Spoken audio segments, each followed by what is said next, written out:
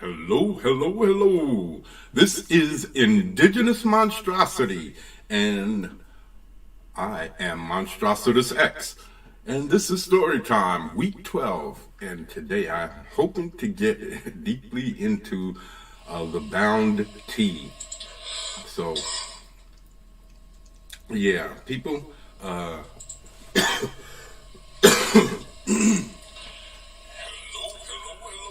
excuse me for that. It's a little bit of soot in my throat. But anyway, how are you guys doing today in the illy ill? And I'm hoping that y'all all doing good and y'all ain't catching nothing. Well, they say that it's not all that bad, that it's really just certain people who catch the worst of it, who got the pre-existing conditions or whatever. So I don't know. I hope I talk to people and I'm all friends, and I've always said that I hope when I went out that I caught it and I was asymptomatic or whatever feelings that I had over the last few weeks or months or whatever was a result of me having it, because I'd rather have the antibodies in my system than some new revised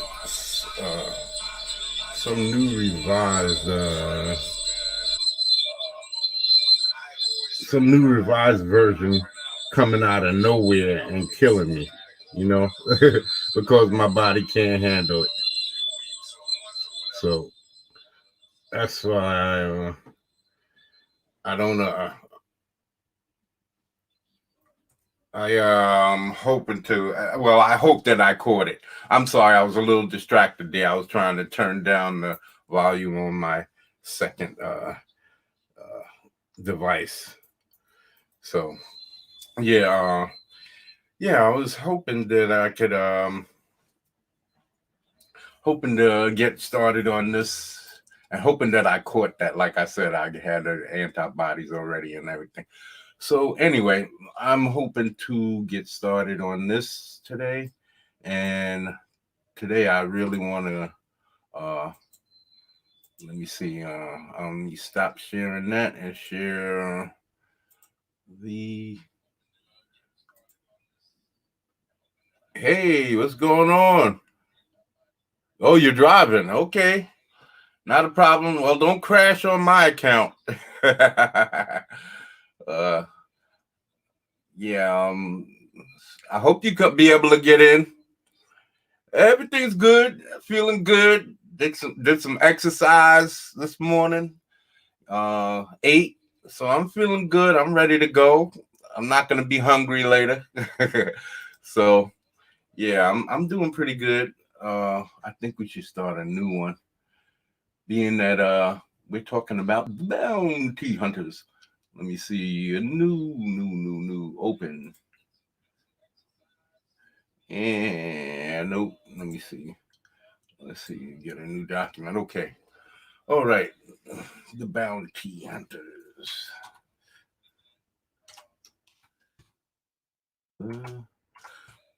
Bound key hunters. Okay, now so we have that. Let me see if we can enlarge that. Right here. Let's make this bigger. No, bigger than that.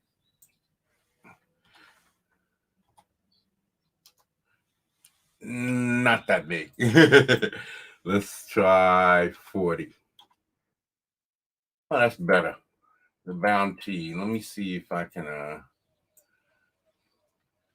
make this bigger.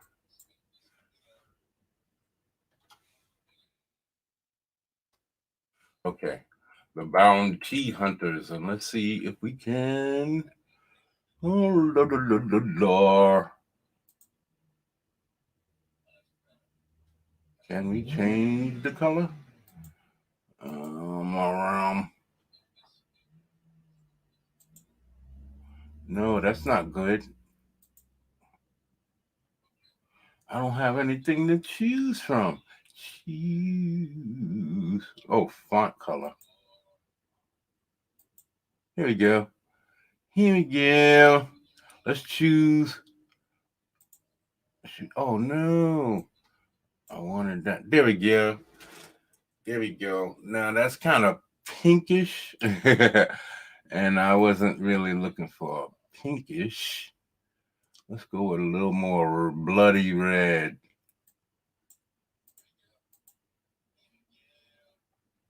Let me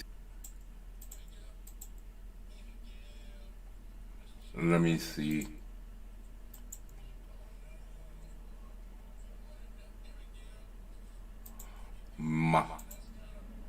That's still not good enough. Let's see. Let's go all the way over this side. Yeah.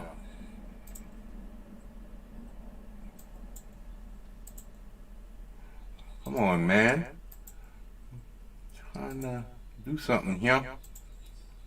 Nope, still ain't working. I'm looking over 3-leaf clover. I never looked. I overlooked the tree. Okay, let's save this. Save as the bound. Shut up then.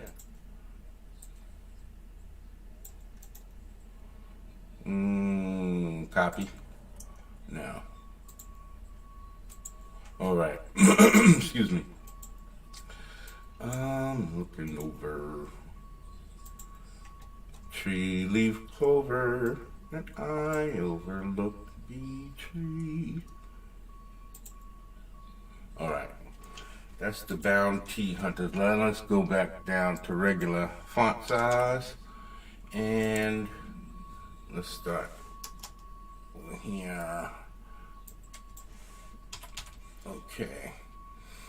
And we're gonna go, we're talking about, I'm not gonna worry about what's on the screen no more and which app I'm using. I'm just gonna let it play.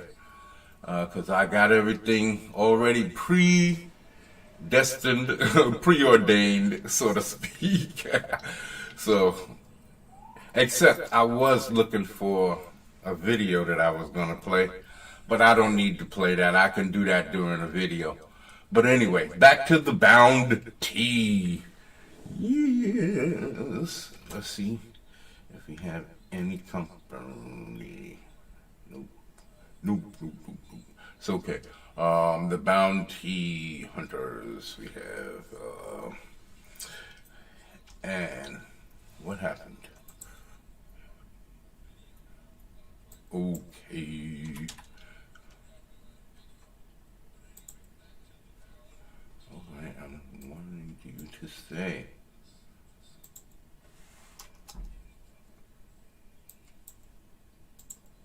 Okay, it's not gonna stay.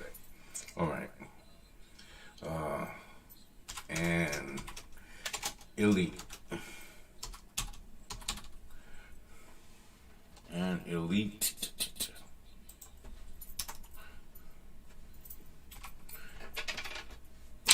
And elite 2. Bitch, think I can't get you? Just like that, man. Just like that. Oh, that's not right. How come it's not working? Oh. There we go. Let me see. Is that too small? Okay. Let's just big up. Big ups. Let's big ups the bounty and elite. Anti.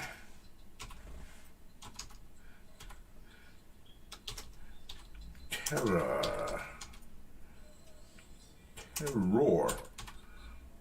Anti-terror group.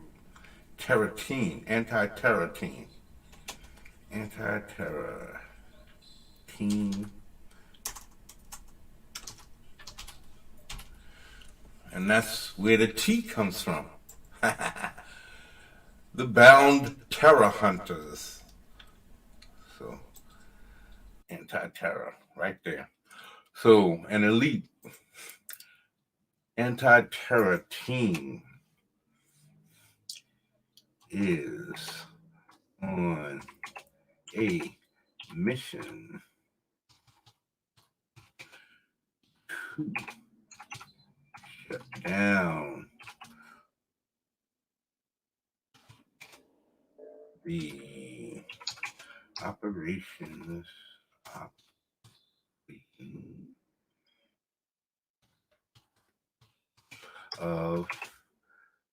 a terrorist. Sorry, I'm not that great a typer. I was getting better back in the days when I was a youngin'. I was practicing because my sister, she had a good job making like $300-400 doing typing work, and I had to go to work at a damn factory making like $250. $250. So I didn't like it, so I started practicing how to type. And I was getting fast. I was learning all of the keys and everything, but now I don't have the proper, hands placement or anything like that. I just tap at the keys with a couple of fingers. So I'm getting to know the keys locations again. But still, the speed has to get there with more typing, and I don't do any type of typing necessary. So, okay, the operations of a terrorist group bent on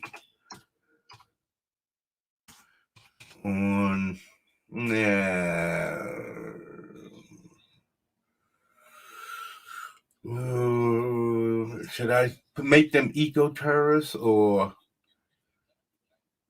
because it would kind of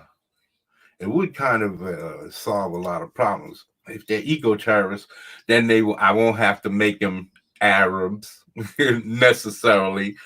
So that would be something that I won't have to focus on or worry about somebody getting all aggy or bent out of shape, or what y'all say these days, butt hurt. So yeah, I can make them like worldwide type of, and they could be anybody, which could have a Arab dude in there also. So they could be anybody. Let me see. They're probably gonna. I don't know what location of the world they're gonna be located. Well, this particular laboratory or base or whatever, base of operations. But I figured that they could be that there could be basically in a location where they're trying to create this.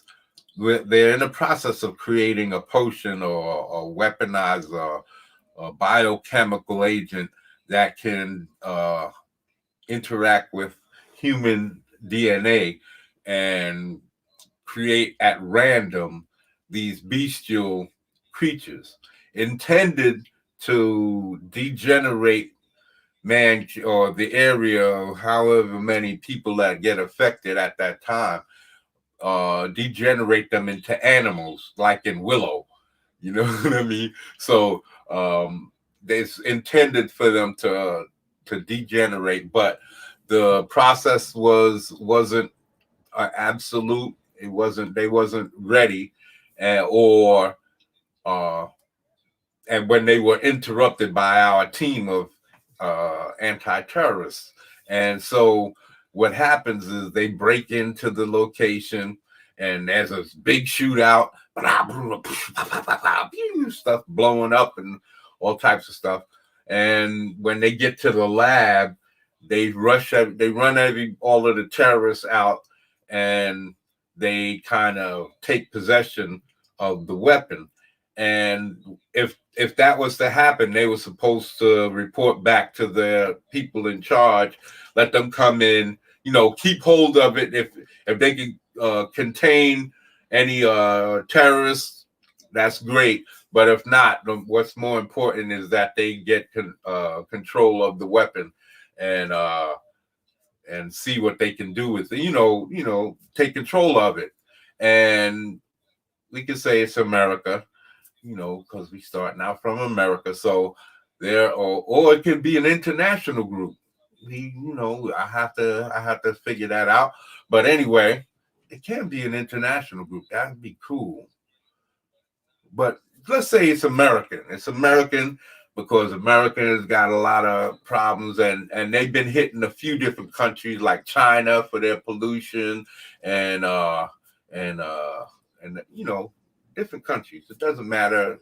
Europe, America, and America's next. They hit China and Europe, and they're gonna hit America is the plan. The plan is to hit, but with this new plan, this new agent that this biochemical agent that's supposed to degenerate a section of the population, whoever gets affected by the gas or the liquid or whatever. I think it's a gas, or that also can be like put into water supplies and stuff like that, so that it comes out into people's homes and all of that. So anyway, what happens is they get there, and the leader, who I decide is going to be Race, his name is going to be Race something. I didn't get the chance to pull up.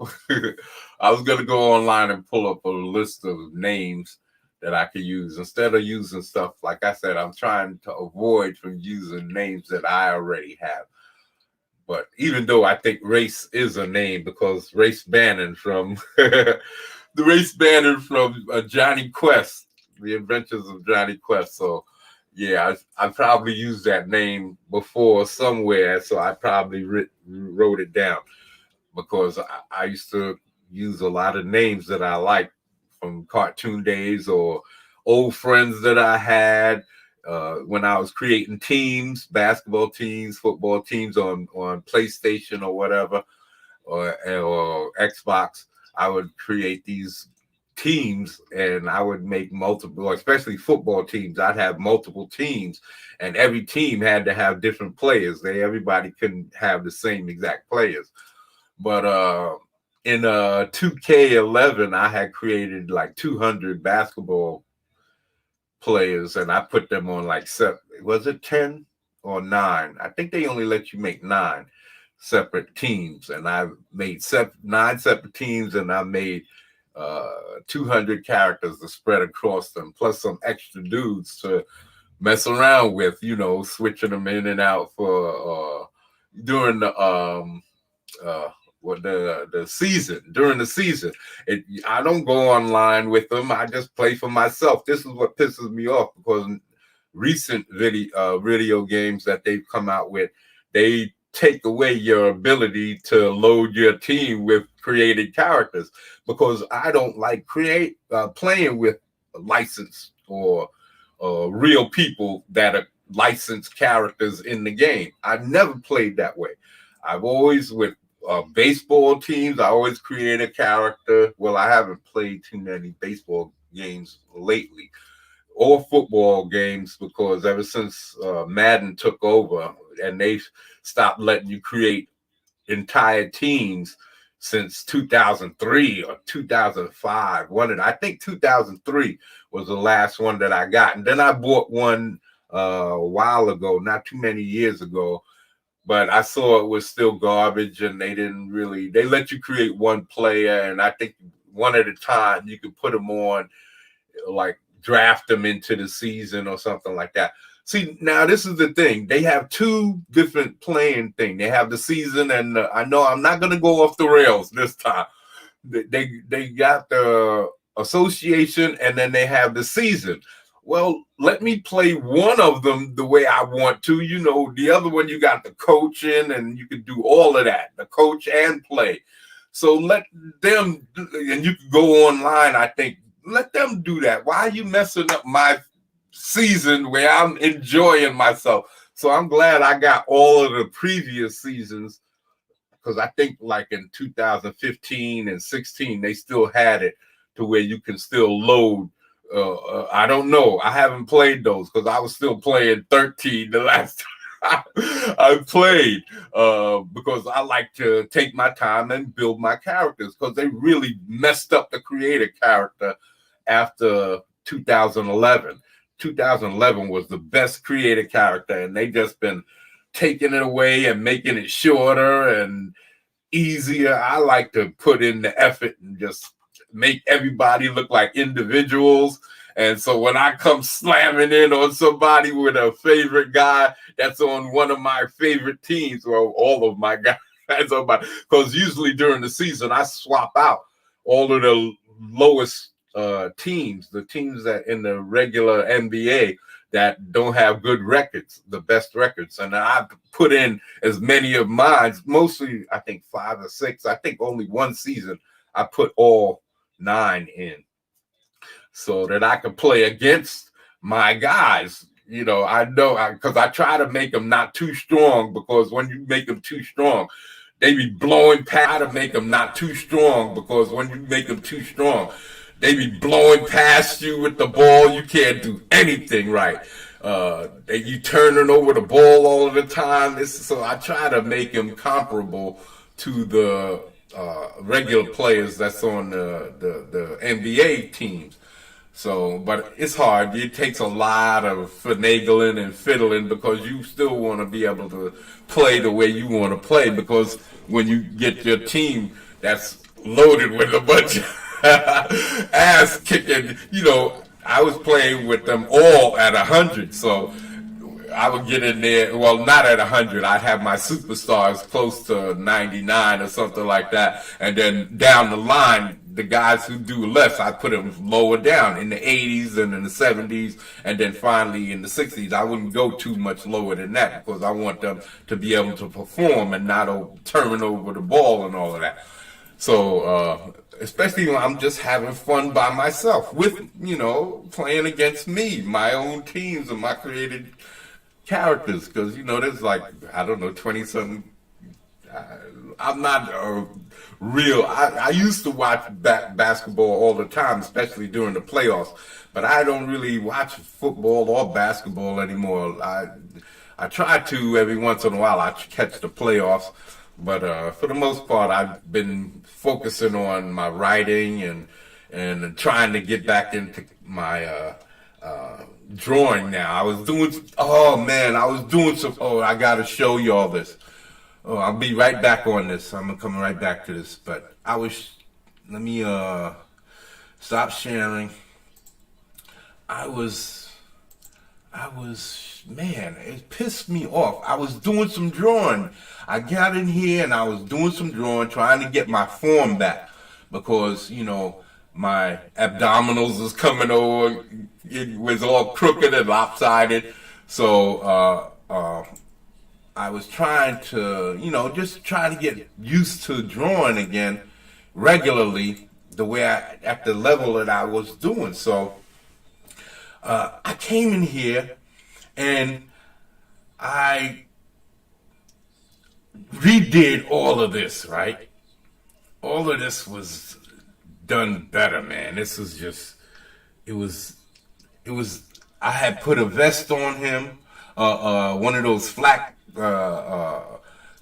tactical vests. It had where, you know, I was gonna have some armor plate, it looked like, and it had some Velcro straps across the front, so in case you get shot, you don't want like a plastic fastener and it gets shot and it loosens and you can't, you know, you can't do any more fighting after that. So I got Velcro straps that come right across his chest and his stomach, and it ended right about here. Let me see. Yeah, it ended right about here, right around the second abdominal. Being that he's got so many abdominal muscles, so he's got like a 12 pack 16 pack or some shit. So anyway, what happened was I put a vest on him, and then I started creating another area right here that dangled from the bottom of the vest, kind of connected with nylon straps in different locations, maybe in 4 locations around the vest, around the bottom of his vest. And then it'll have a Velcro strap, not a Velcro strap, actual clasp strap right here in the middle, holding it on his body. But I had it kind of flagging so that you could see the straps dangling and swinging. So I had it right here, about here, and then down here you can see some knives sticking out. And I was gonna do a gun on this side, some knives and a pistol on this side, just so where he can, because here's where he got his pistol. I'm gonna put a pistol in his hand, and then do some Dan Frager pouches and shit, do some stuff, want to do some extra stuff. And I thought I saved it. I could have sworn that I had saved it, because I had several different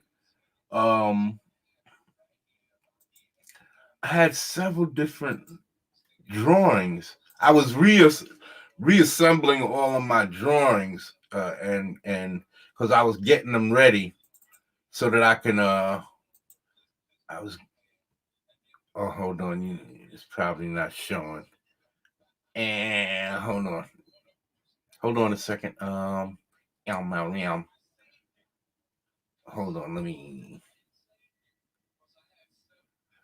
I saved it. I know I saved it. Hold on. Here it is.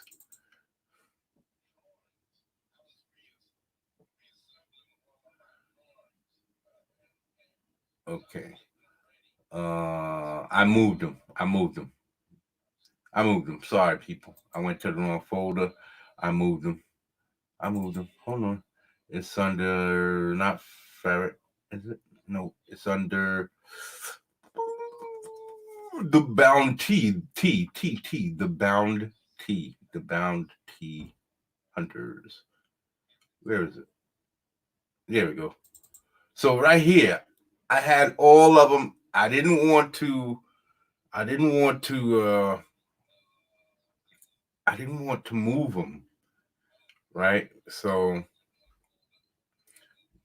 I didn't want to lose them. I figured if I kept them separate, that I'd be able to, see the adjustments that I made and fix them if I needed to. So I had saved them separately. And so I thought this one, the Bounty Hunters, was the one that I had saved it on. So when I pulled it back up, it's the same old one. Now, this one is different because this one, see, he had a shorter neck. I extended the neck, and that one saved. That one saved. See, I did work on this. I did some inking on this, and it's all gone. Everything I did was gone. I did his whole torso, his head, both arms, and I was working, and the abdominals, and I was getting ready. I said, let me stop here because I was getting a little tired, but it was coming out pretty good because I was testing out all of the different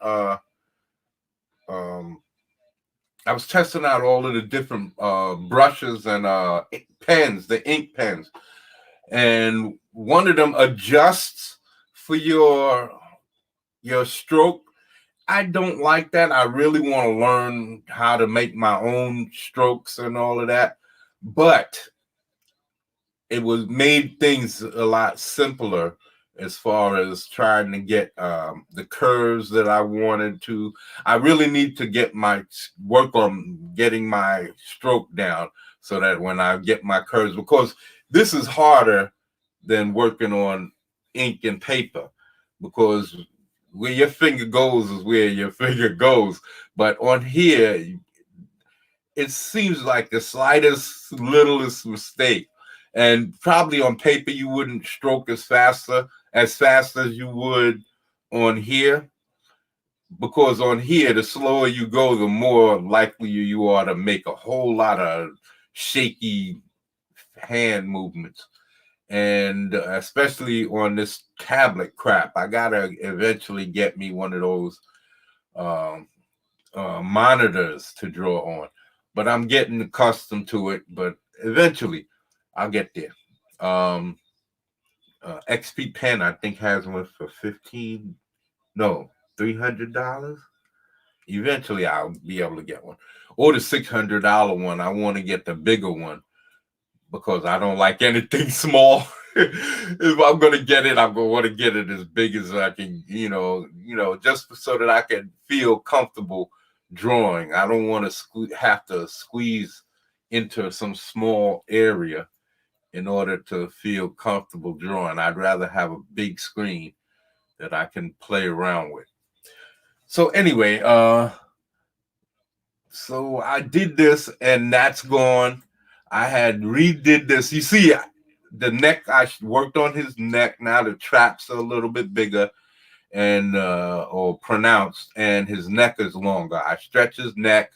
I think I rotated his arm, or I moved something. Yeah, I think I moved something. But all of that's gone. All of that's gone. I think I moved his shoulder or something. I didn't like something about where it was. Either way, I think I moved this shoulder out. I think I moved this one outwards because this one is further out away from his body. So I think I slipped this arm and moved it out. And I cleaned it up too. Let me see. Yeah, see all of that shit around his hand and his arm? I had erased all of that, cleaned it up. All of it's back. I got to do all of that over again. Pissed me off, man. It's pissed me off. Let me see. Hold on. Maybe I didn't. Bongo. Hey, yeah, see? I cleaned up around his hand and I came in and I put a vest on. It was a high collar vest, kind of stuck up and went around. And then it had the straps. And then, like I said, it had see this right here, this little scribble, because that's all it is. It was supposed to be like a gun holster, and I was gonna put the gun in his hand. That's why his finger is up like that. And I was gonna be his gun holster, or I was thinking about putting gun holsters up here under his arms. But I'm gonna put the vest here, and then I'll put some knife handles like coming out. Let me see. I can show y'all. Hold on. Let me see weapons. Let me see. This is the weapons. This is the weapons.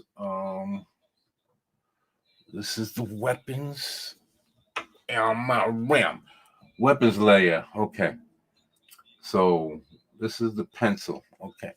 So what I did, what I did was I had a vest. I'm gonna have like handles, his knives coming out like this. Put a little funky something on the end so that it looks kind of nice. Or maybe curve the handle some. I like curved handles. Put something out over here. Right? And then I had the vest. It came down right about here. Nope. It came down around here. Right? And then it came in. It was puffy. And then it came around. And I had it split here. I had it split down the middle. And then I had it like this out to here. Then came up to here. And then this is when, no, I think I already moved the arm out. Yeah, I think I already moved the arm out. So this came up to here, right here. And this was out here. And I left the seam in the middle. Left that seam, and that goes up in the back, and that's dark in here, like this. And then it comes over the top. I'm going to have to do this over because it's not on the right layer. So it came up like this, somewhere like here, and then it went up and around. See, it's wrong. It's wrong. I'm gonna have to come back to when it came over here like this, something like that, and it went up and around. It was nice and tight. It was funky, man. And then I had the Velcro right across here like this. And the Velcro over here like this. And the Velcro all the way down here at the bottom. Right? And this has to come up off his shoulder some. Yeah. And that comes around like that. And then down like this. I'm missing EVS. I'm usually watching EVS. I was gonna be he gave me a wrench that first time I showed up on the show. So that was cool. I like that. So I was in there doing my duty. I was in there doing my duty, right? So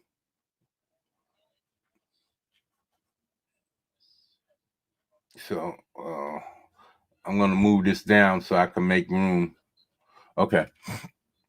And then I think this might came down a little bit lower, a little bit, right? So what happened was I then had some straps, and like right here, and right here there was some. Here's where his clip bag for his extra clips, and that goes around like that. And that dangles down from here, and this comes down like this, and then this come around the front like this, and that dangles down here. All that's connected. See, he got a long body, so I figure might as well make use of it, you know? And then this one will be kind of like dangling down like this, and then the strap will go like this with the little clip on the end. And then this one would have one that comes down like, let me see, this one would come down like this and like that. And then this would dangle like this, and that would have a clip right there. This would have to be shorter because his body is not that wide. So it would basically be real short like this, but dangling, and you'll be able to see that. And then down here would be his knives. Right? Right? Right there for his right to grab, easy to access. And he's got his knife, and then right below, right here on his hip, he'd have his holster. Because he got short arms, man. He got short arms, so he got to make sure that everything he carries is accessible, easy to get to, right, with the quickness with his stunted arms. And then maybe have a machine gun or something up here, just in case it gets hairy, right? You see, load him up, then maybe put some stuff on his legs, you know. Oh, this one would come down. No, this is right. That's right. That's right. It'll come down like that because his knee is bent. His calf is moving back. So, okay. It's like, just like, but I have to work on that. That's on the wrong layer. I'm going to have to come back and do all of this over. But yeah, I was going to have some plate, some armor plating come down right in here. You know how they have those tactical vests and they look like they armor plated and stuff like that. So that's what I was going to do some stuff to it. And then, oh yeah, Let me see. Meow, meow, meow, meow. Look at this. I was doing my due diligence, and yeah. See, that's when I was drawing those CYBERFROG, cyber toad frog. I mean, bullfrog, cyber horn toad, and that was gonna be mecha gator. I'm still gonna work with that. I got to do something. That's gonna be a surprise for everybody. All these gator. This is a graveyard shift. I was using this to see the perspective, how tall homegirl is to her man. And because when I was doing when I was drawing the deformity, I wanted to make sure that the top of the deformity's head come up to about Frankenstein's chin, somewhere around there, at least his collarbone, you know, his clavicle. So yeah, that's where I have those. And let's see. Go the wrong way. Okay, what happened? I thought I had more than that. Man, what happened to the ones? See, even the references that I had are gone. It didn't save nothing. This is bull. This is bull. Okay, let me see if I can find my references. Man, see, I'm pissed because I already had everything in here. Thought I already had everything locked down for this week. And look, I'm all screwed. I don't even know where the file is anymore because I moved them. Oh, man. This is ridiculous. Gardening collection. Let me see. This is not fair. Dogs. Nope. See, this is not right, man. I had everything set up so that all I had to do was just come in and pull it up. Just like how these pictures are there, these other reference photos are supposed to be there. I don't see why they're not here. Let me see. Oh, man, this is not right. Let me see. Let me see. Reference. Here we go. Okay. Don't tell me that. Oh, here we go. Here we go. Then how come it stops? I know I put all of these in here. No, this is the one I want y'all to see. This one is one I'm going to be using for reference for drawing the face. This is the one I'm going to be using. But there's a few. There's definitely a few. Let me see.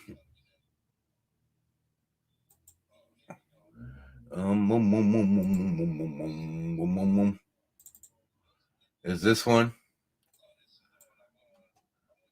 So I make sure I get the face and shape of the ears and everything right, because the face, you know, I want to get the muzzle right. This is on here, the drawing, my illustration is just out of memory.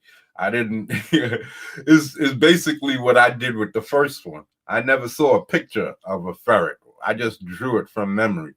So that's why it came out looking the way it did. So now I'm actually going to use reference to show. Look at this, is a mean one.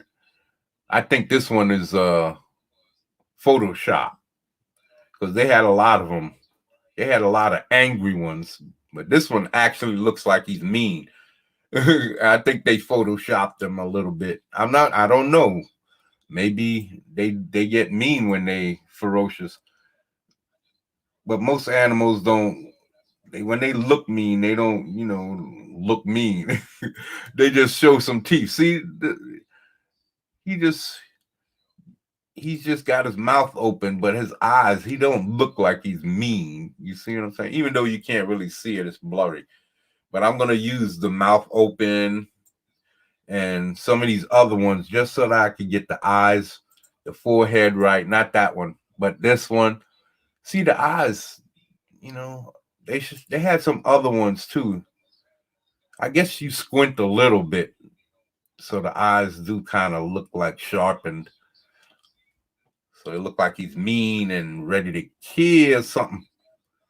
Let me kill something. So I'm gonna pull up all my references that I plan on using. Well, I'm just showing y'all how I came about. Let me see. There's some cute ones in here too. This one for the side. I wanted to see the side of his head, how thick his neck is. Does it get thicker as it goes up towards his face? See, because I'm gonna have to widen his neck. It's thin. I want it to get wider, just like here. It gets wider as it goes up towards his face. So that's what I want to try to pull the same thing off, have it looking nice. So got all of this for the purpose of making sure I got the right shapes, the slope of his eyebrow, the size of his eye, size of his ears. I want to make sure I get all of that right. So let me see. I got that one, this one. Yeah, this one is a nice one too. That's showing from a good angle. That down angle, you can look down and see his eyes. He's probably chewing. It looked like he's chewing food, or he might be saying, "Get away from me! I'm eating, motherfucker." So yeah, this is probably him trying to say, "Hey, watch yourself. You don't want to play games. I ain't messing around." So yeah, this is a good one because I'm going to be drawing a lot of him just to make sure I get him down. Well, hopefully I'll be able to get an artist.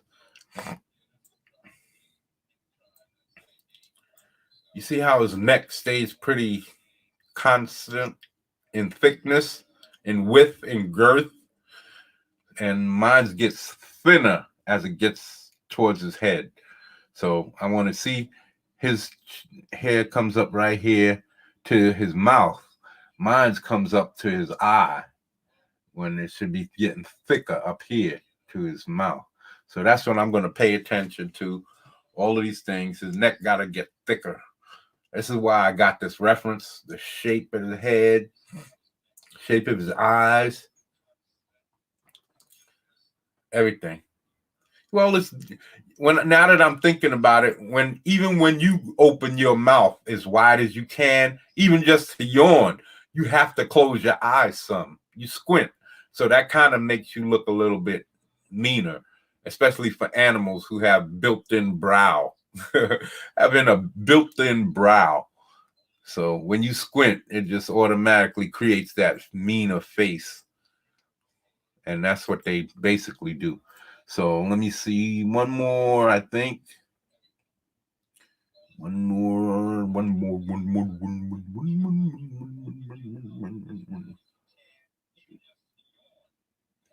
Yeah, I think this, and then we can show a cute one. This one, he's just licking his mouth. Yum, yum. He looks tired. Look like he just woke up. Yum, yum.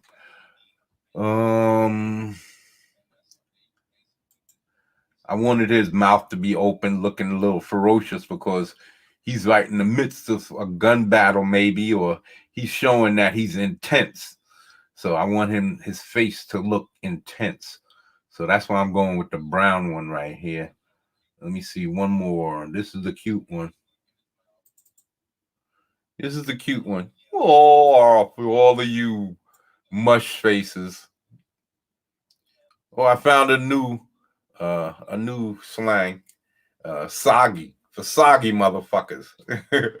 For you moist ass, soggy ass, moist ass, soggy ass individuals out there, soggy. So that's another good one. Soggy people. I'm gonna put that up on Twitter. For all you soggy ass individuals, here's some cute stuff for y'all to go, aww.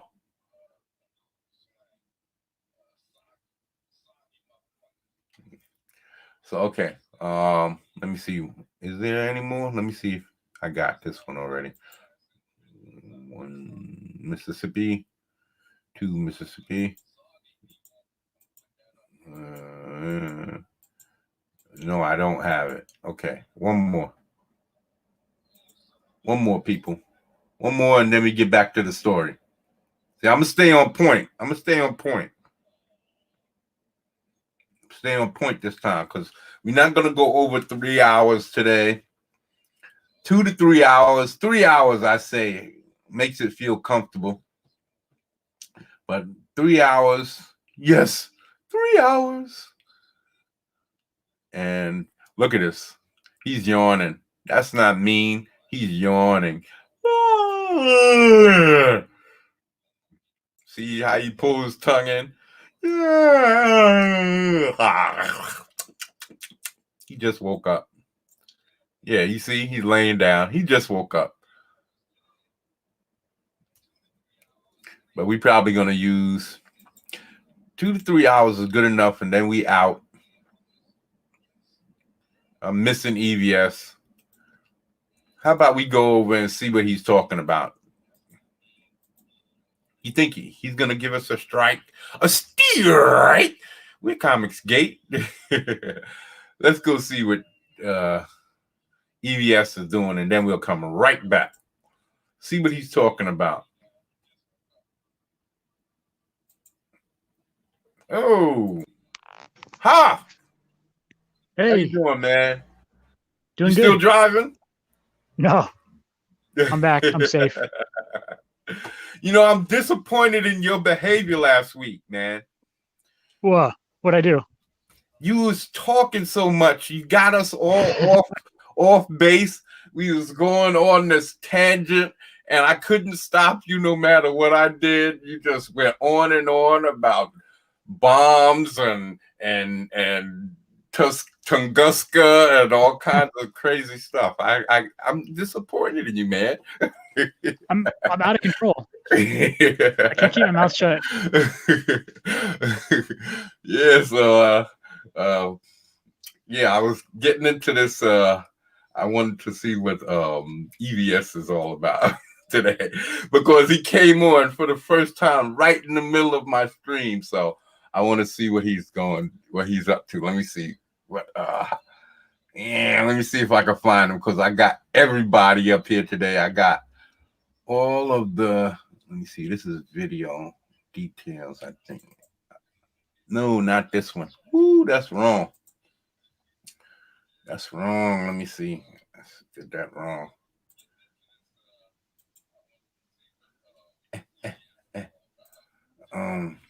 Let me see. Stop sharing that.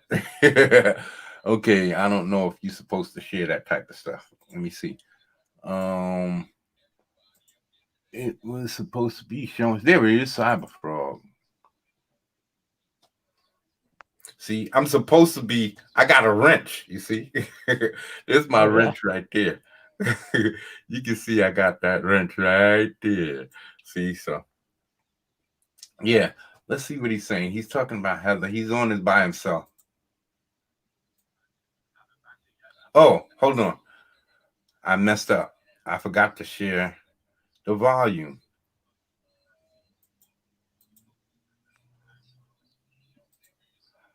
I forgot to share the volume.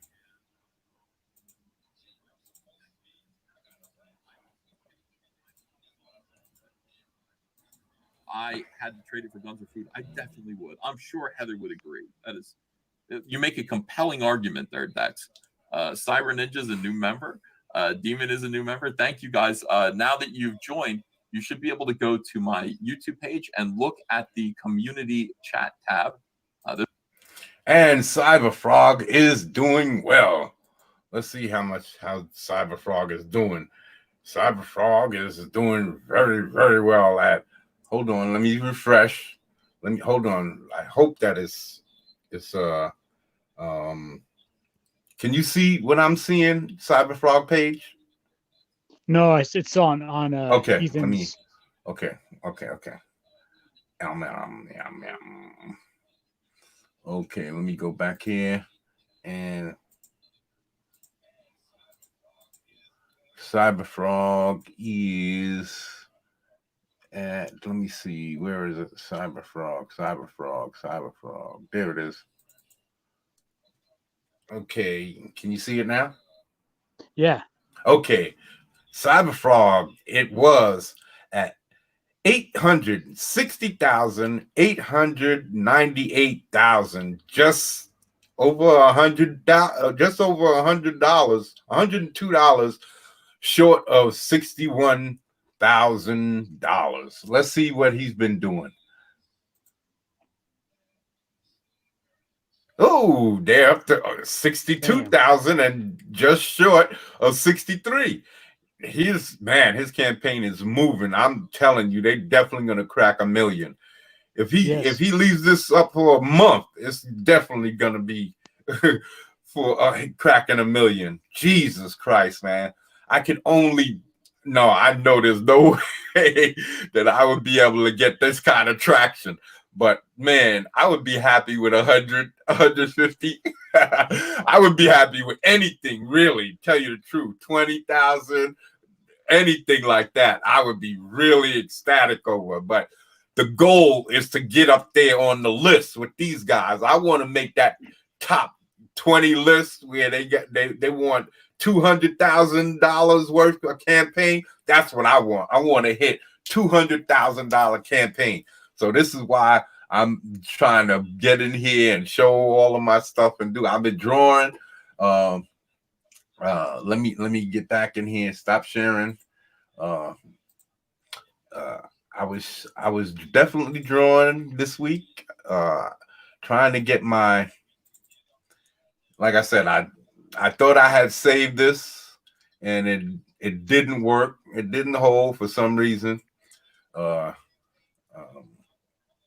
I don't know what happened, but all of this I had put in there. Now I have to put it back. I'm going to have to redo this because this is all on one layer and it's not the way I had it. I just threw it in really quick, but I did some details on the knife handles. I had the pouches looking good. I had zoomed in and had the pouches looking nice.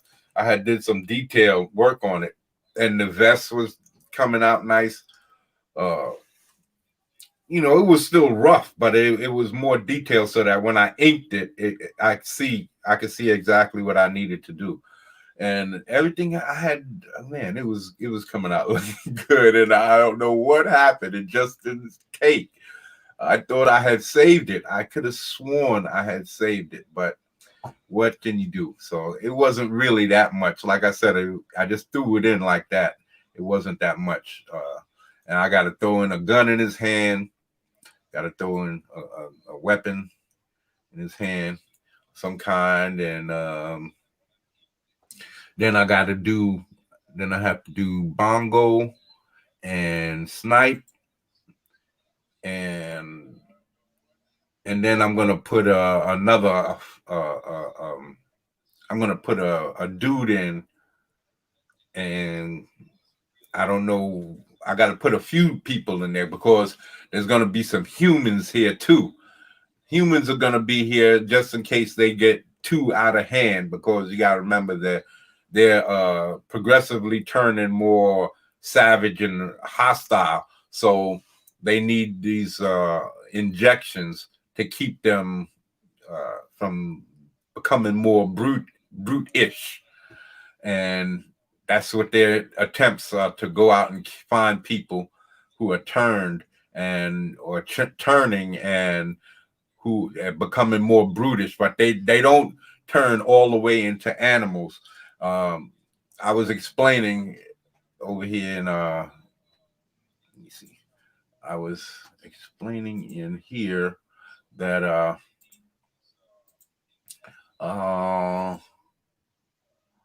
the bounty hunters. I was writing this down, and I was just writing down what we have already established, that they were bounty hunters, and I mean they're not bounty hunters, but they were anti-terrorist team, anti-terror team. That's what the T is for, and the team is on a mission to shut down the operations of a terrorist group bent on. That's how I got. I went off on a side tangent talking about video games. I was talking. I knew I wasn't going to be on it long, but I was talking about how video games, how I like creating my own video game characters in video games. So, and how I didn't want to create a teams. I guess it had something to do. I lost the trajectory why I went off on that tangent, but I know it had something to do with creating this team, and I'm gonna have to rewatch the video. But anyway, what happened was that I went back. I was talking about how these guys are supposed to be. They had. I was explaining that they have just tracked this team, this anti-terror, this terror team down. That they could be from any part of that they possibly are eco terrorists, and that this would make it not. I don't have to say that they're Arabs, because they're just, if I say just terrorists, then I might have to say that they're, put in a bunch of Arabs as the enemies. But in as eco-terrorists, they could be a group of anybody, so, and including Arabs. So they're not included, they're not group specific, but anybody could be included in this terrorist organization. How all of these crazies out here who want to, you got to save the planet. Yeah, there's only one way to save the planet. Trust me. You're not going to save the planet by killing cows and whatever. We got to change the way we think. No, as long as you're still burning gas and using electric cars, you're still putting this energy out there, these toxic energies that's not supposed to be around. Lightning strikes once in a while during a thunderstorm. That energy is not supposed to be consistent. And this is what they're talking about, putting 2,000-pound batteries out on the street, and this is supposed to make things better.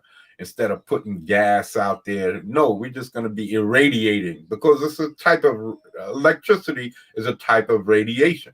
So we're putting all of this radiation out there. I mean, every house is going to have a radiation kit sitting out front their house or in their driveway or in their garage. And this is what I'm talking. People don't understand what they're doing and what they're talking about. They think it's progression, but it's just another form of destruction. We haven't been progressive since we started using fire. That's why we don't evolve. We've been devolving, because we can't drink the water like we used to back then. You think we had to boil water back in primeval times, or when we were more primitive? No, we used to just go to a river and suck face. That was it. We didn't have to boil water. This is after we started taking ourselves out of the wild. Probably back in the Wild West times, we could still probably just go to any river, take a cup, scoop of a canteen full of water and drink and not get sick. But being now that we got all of these purifications, and we got what's the shit for your teeth? They claim it's in water. Fluoride. Fluoride and all of this shit like that in the water. All of these things to kill bacteria.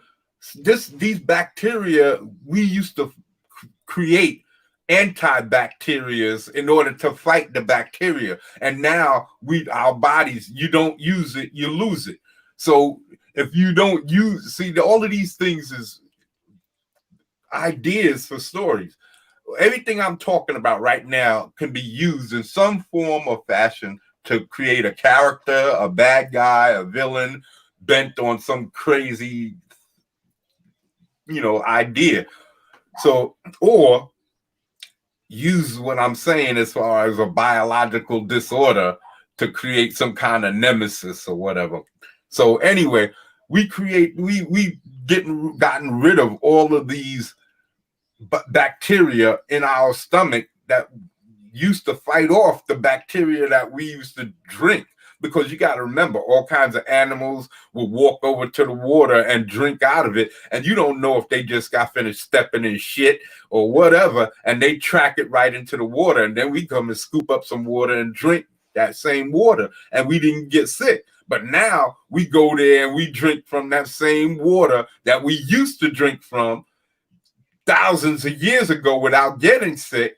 And now, because we don't have those bacteria in our stomach anymore, we get sick as dogs and practically could kill you. All you have to do is watch Naked and Afraid. Watch that show once in a while, and you'll see that's how we used to live at some point. And now we can't live like that because we get drastically sick. It'll take many years for us to build back up that bacterial enzymes in our stomach so that we could just go into water and suck that shit down or make sure that it comes out of a hot spring or something like that where it's getting purified. But otherwise, we're fucked. Or you have to make a daisy well. See, I learned all of this shit just in case. I watch all of this shit and I learned. You might think this old black kid from the inner city. No, I learned, baby. I learned. I watch all of that stuff because it comes in handy for storytelling. What if I want an adventurer, somebody from back out of time who knows how to do tracking and all of this stuff like that? All of this stuff is good. You could put in little details from stuff like this to let people know you know something about what you're talking about. It's just not all pulled out of your ass. Like, that's why I say fuck Scorsese and that bullshit he talk about comic book stories and how they are less than regular stories. That's bullshit. Every story Scorsese ever directed or wrote is been pulled out of his ass. He might have some basis in reality, but they're all stories pulled out of his ass, and he just the character development. And that's all you got to do with comic books. You have good character development along with your wild storytelling and explosions and fights. That's all. That's what you gotta know how to mix all of that shit together. Stir it in a good pot. It's like making a good big pot of soup. You got to put the right ingredients. Otherwise, you got a big pot of garbage nobody wants to eat. You got to make sure you add all of the ingredients in the right proportions. And that's what I'm trying to do here. So, yeah, so we got the anti-terrorist group get in there. I was explaining how they had came in, they take control of the device or the biochemical agent that the terrorist was in the process of manipulating to create this weapon of mass destruction, or if you will, to degenerate a large section of the population of the U.S. because, or somewhat, maybe a city or something like that is created to disperse across the city, and then with the direction of the clouds, the wind and stuff like that, it would carry it across the United States. And so anyway, this group could be located anywhere because it's like a group of people from all over operations is spelled wrong. You see, you did it to me again. Hoth Rebel. Sorry. So the terrorists, they bust in there. There's this big shootout, explosions and all of that. And then when they finally take over the lab, the head dude that I was saying, I was going to call him Race from Race Bannon from Johnny Quest back in the days, the old Johnny Quest cartoons.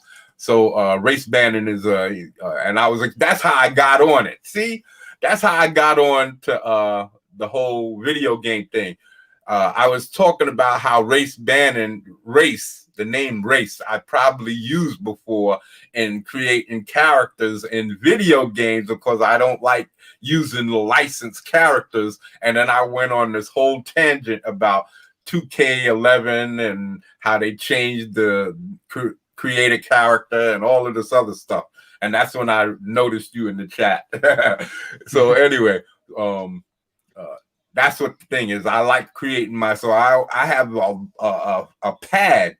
This is years ago, back when Fight Night, the first version of Fight Night came out. I had a pad, this like a legal pad, a yellow legal pad that I would write down all of the character names for the particular game. And I had Fight Night, and I had created a whole bunch of dudes. I think I created like 200 or 300 guys in Attitude when I was with WWE Attitude back in the days when that game came out. And I had a whole bunch of guys for that I created. And then I transferred into my Bible as characters after I made the book. I already had some characters that was in the Bible that I put on teams. It was in the Bible that I put on teams in the game. What was the name of that? Here Comes the Pain. Here Comes the Pain. There was one before that too that was pretty good but I had to make all of the outfits myself. And Here Comes the Pain, they had created Timberlands, so I didn't have to make my own boots. I made my own Timberlands from scratch. So in Here Comes the Pain, they had made them boots for you, and you didn't have to go through that whole process. But then they lessened the amount of layers that you could use in creating your character. So that pissed me off too, because I couldn't characters that I created in the game before that I couldn't create in Here Comes the Pain because I didn't have as many layers to put things on that made them stand out. I created William Wallace and they're making a show. The guy Robert the Bruce. I created William Wallace, Robert the Bruce. They was on tag teams. I had Iron Man, the Hulk, and Captain America. They was on a triple tag team together. I had Ra and Anubis together. Because they had this dog face dude, so I had to create Ra. They had this dog face mask that you could create, that you could put on your character, and I made him really tall, and it just came out really good, man. One of these days I gotta start back up my game and my PlayStation 2 and plug in my old memory cards and see if I could pull up those characters and just film it so that I could put on a stream or on in a video so that y'all can see these characters and how well they came out. And this was not too many years back. I was like in my 30s or something like that. And I was creating all of these characters, and even some of my own characters I put in there. But I'm not going to tell you guys their names. So now, but I had some really good characters. Oh man, I used to love fighting with my own characters. I never fought with the Undertaker or Kane. I always fought against them. I always wanted to know how I would do against them. So I would create characters, and because back then I would barbecue every year during the summer, and the kids and everybody would come over, and we'd sit in front of the TV just pile driving each other into the mat and doing slams off of the top rope and all kinds of craziness. So we used to have a ball doing that. We all would create our own characters and go crazy. So, and then we'd have Undertaker for those battle royals and all of them. We'd have them all come in there, have 30 people come in, and we see how long we could last without getting thrown over the top rope. And it was fun. You know, we had a ball. We used to be able to go behind the backstage and fight. It was great. So I love that. I love creating my own characters. So that's what happened. I have names, lists of names, all kinds of names of my friends, all kinds of stuff. I might use their first name and then switch it up with some other name and put them as a last name, so that like if my friend's name is John Jefferson, then I would make his first name John and Jefferson, and that would be on my main team. And then, like on the other teams, I would have somebody Johns. So I would use his name twice.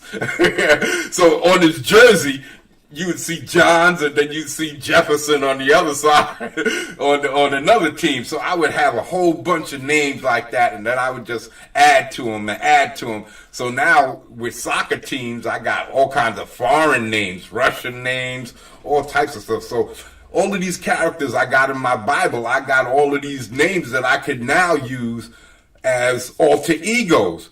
So all of these guys that I got on my basketball teams that I created all of these cool names for, now I could use them for my superheroes' alter ego names. So I got a few hundred names that I've already had stashed away. Just, I had to go through all of my video games and pull out the list and start writing everything down again, because I stopped keeping a list when I did 2K11. So I went through 2K11 and the soccer game, what is it, PES something, PES 13 or 14. I got it. I think I got there. I made like 5-10 teams. I was going crazy off on that one. So, and all of these foreign names, and I'm trying to figure out, because they don't tell you which nationality they go to. So you got to figure it out yourself. So I have to go online and figure out the etymology, I think it's the etymology of the name. Find out where the name originated from, which country, and then I can make it up. Even though people come from different countries, you know, but I don't want to use a Russian name to call an Australian dude. You know what I'm saying? Even though I'm sure there are Russians who got names like Pulaski or something like that living in Australia. I'm sure of it. But like I said, I want to keep it. I want to try and keep some authenticity to the characters that I'm calling, because I don't know any Australians. I don't know if I have any Australian characters. I don't know if there's Australian names that are specific to Australia. You know what I mean?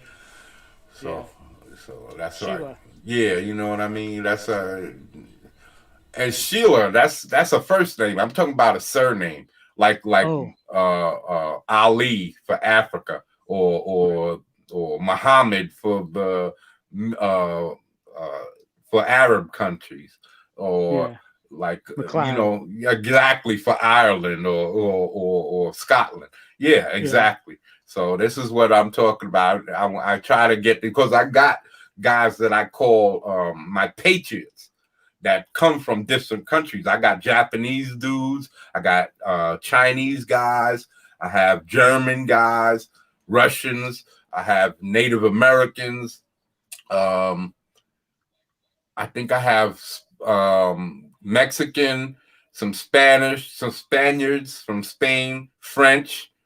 I definitely have Americans, and I think I have some I have West Indians, different nationalities in West Indies, Jamaican and St. Kitts, Trinidad, Barbados, all those types of things. but not too many. I have to work on that because there's, again, American names. If you have to put the names together like Winston Johnson or something like that, because then the Winston, or you know, you put them two together, and that's how you get Winston. Why you talk, Winston? Why you deal with, man? You know, that's yeah, what I want, man. Here you talk. So that's when you get that. So I have those types of names. This is what I've been doing this for a long time, not really planning for this moment, but it kind of all works out. Because I have all of these names, all of these stories, all of these characters and stuff, and now I'm ready to put them to use. So yeah, so this is what I was writing down. I was trying to write down the premise. They bent on making countries pay for their ignorance to the ecology, hell bent on making countries pay for their lack of vision. What movie was that? You'll pay for your lack of vision. I think that was Star Wars. One of those. Yeah. You will pay for your lack of vision. Yeah. It was the end of Jedi. It was the end of Jedi when the Emperor was hitting Luke Skywalker with the electricity. He said, "Yes, now you will pay for your lack of vision." Yeah.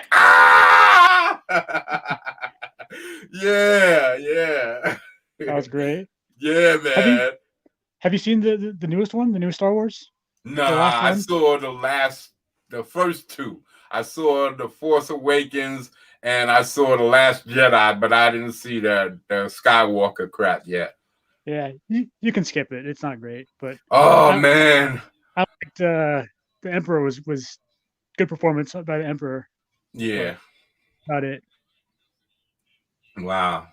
The whole story in The Last Jedi, that was so pathetic. It was so pathetic. Oh my God. How this girl just comes out of nowhere, no real training, no real effort, and she's Superman. She can do everything, creating all kinds of new power abilities and everything. Oh my goodness, this is crazy. I can't believe that that they would actually let that happen. That George Lucas wasn't rolling over in his grave after dying and being buried and come back to life again, because he's dead. God, this is the craziest shit I've ever seen. What they did with that show, and I haven't even seen the last one, and where they talk about how the continuity was all destroyed after The Last Jedi, and now they're trying to revitalize it with Skywalker, The Rise of Skywalker. They're trying to revitalize all of the fuck-ups that they did in The Last Jedi. Oh my goodness. And I thought The Force Awakens wasn't that bad until the black dude, he was an absolute bitch. He was so soggy. He was so soggy from the moistness, man. I'm telling you, this guy. Even in the desert, he was soggy. Yeah, even in the arid ass desert, this dude was soggy as fuck. He lets this dude give him a name, talking about master complex. He had a master complex because he lets this dude name him. He doesn't go, "No, that's all right. I'll come up with something myself." He goes, No, Finn, that's cool. And from that point on, it was downhill. The dude goes on to fall in love, and he gets this not my white girl complex, because that's what happens with black dudes in the movies and the TV these days. It's not my white woman. You ain't gonna hurt my white woman. All black dudes, they go out their way to save their white woman. So and I don't have a problem with that, but that's the only time he ever tried to act manly was when Ray got taken by the Republic. When they snatched her up by the Republic, then he throws. This is another stupid thing. He has a Jedi's lightsaber, and he has one of those things that one of those stormtroopers had, weapons that he was kicking his ass with. So he had both of these things, and instead of he keeps them, and he sees Ray getting taken away, he throws the gun or the blaster and everything away and runs like screaming her name, Ray, Ray. Well, I thought you didn't care. He wanted to leave a few minutes ago. He wanted to go, and he just met this girl, and he all of a sudden she didn't do nothing.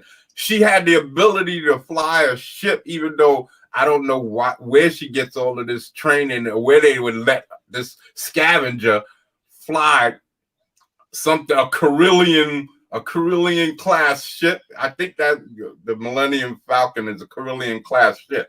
So they let this girl fly a Carillion class ship when all you ever see her on is a speeder. And she's taking down parts off of Death Stars and Death Star Destroyers. That's it. You ain't flying nothing. So when are you getting all of this training to fly all of these ships? And then she hops in the Millennium Falcon and she's a whiz. The first time she's in the Millennium Falcon and she's flying like an ace, doing all kinds of maneuvers, flipping it upside down and back, all kinds of crazy stuff. The woman, she just had no explanation for why she had all of these abilities. Then she has her family left her syndrome, where she has to stay because they're coming back. They're gonna come back. It's been 20 years. They're coming back. They're coming back for me. And this dude is just hanging on her the whole time. I just couldn't get it, man. I couldn't get it. Is there a name for that phenomenon in movies where there's a black male lead and he's fawning over a woman? Is that? I heard you talking to Gargoyle about this like weeks ago, and you almost mentioned the name of that setup. It's like some sort of some sort of a named trope for movies. I wish it was, because back in the day when I was coming up and we went to the movies, they would play us for all pussies. So the first thing they would do is, oh no, a bad guy, feet, do your duty. Pew! And the black dude is running. He is like, fuck everybody, y'all can die, I'm out. That's how they played us. But the comedians started saying, oh yeah, fuck all you white people, y'all can stay there and get killed if y'all want, but the niggas out, we out of there. And then they changed it up. All of a sudden, now they kill us. We the first one to die. That's what happened. Now we the first one to die. And now nowadays we're not only the first one to die, but we the softest, moistest, soggiest thing on film. I'm telling you, we have to be either extremely light-skinned, like mixed, or you have to be charcoal black. And that's the only thing. These are the new tropes. And you have to be soft. You have to be incompetent. You can't do anything, and you have to be submissive to a female. You have to do everything she says. They have this show on I think on Spectrum. Yeah, it's on Spectrum. I think it's one of their original Spectrum TV shows where Gabrielle Union and her partner is homegirl Cutie from back in the days with Paul Walker. Into the Blue. She played in that. Jessica Jessica Alba. They're playing in this show together, and the two cops, the male cops that play opposite them, is this dude Dwayne Martin from back in the days.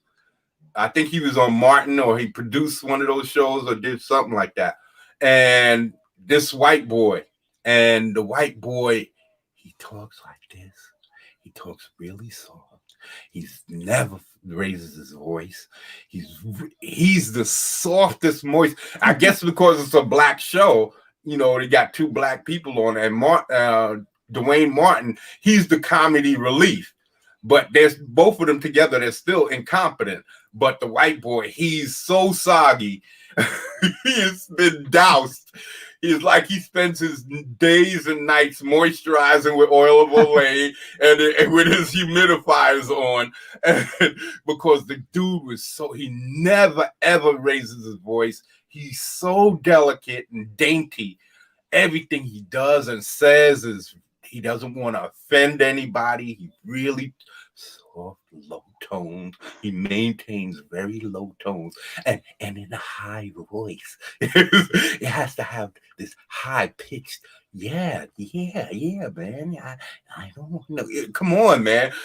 You can't play this. This is why I like back in the days, because TV, you had these rough, rugged looking dudes. Spencer for Hire. I'm gonna start doing my movies. I already got the videos up here. I got the Thundercats and all of that. I'm getting ready to do a whole slew of videos.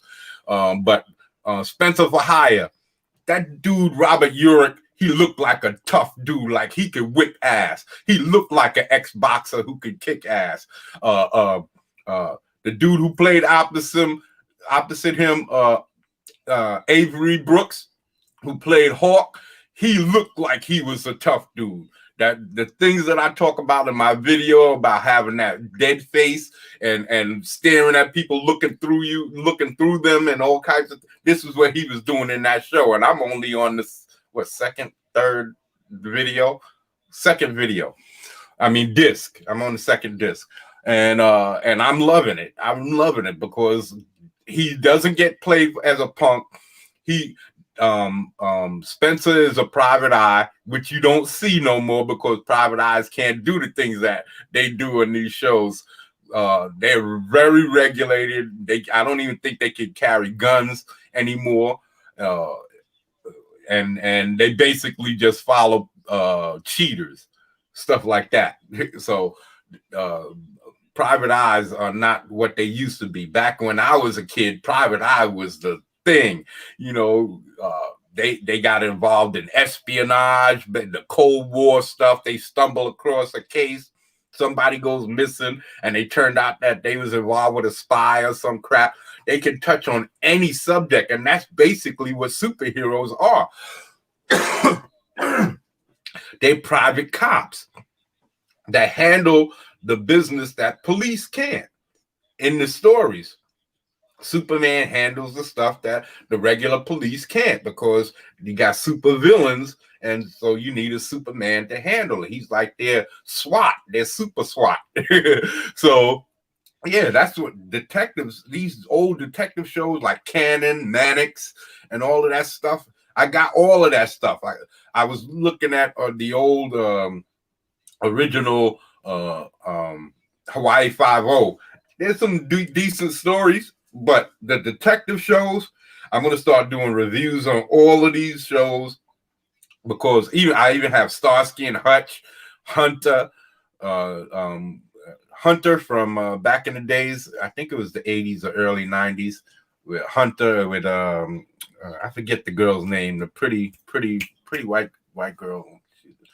It was in that I forget his name. Why am I forgetting his name? I just got finished watching an episode yesterday.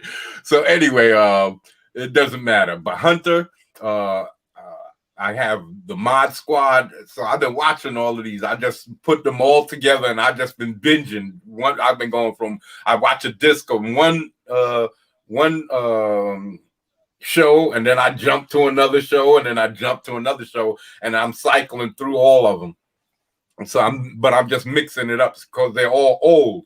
So, you know, they might not have the same type of action that I'm used to seeing now or whatever, or the same types of storylines and stuff. So I mix them up because the detective shows are definitely better to me than some of the cop shows because, you know, typical type stuff. And like Starsky and Hutch has a lot of type of joking in this show, which my mother liked, but I like Starsky and Hutch too. I love that Gran Torino and Starsky. He was my boy. I don't know, for some reason I didn't like Hutch too tough, but he's all right. David Soul's all right. But then there was the Mod Squad with Pete, Link, and Julie, and they wasn't cops either, but they kind of worked for the cops. They was kind of like 21 Jump Street, but they, you know, kind of undercover and not officially on the books. So yeah, that's a pretty good show. And I'm up to, like, I think I've just finished the first season. So I got to put in the second season and checked out what happened the next season.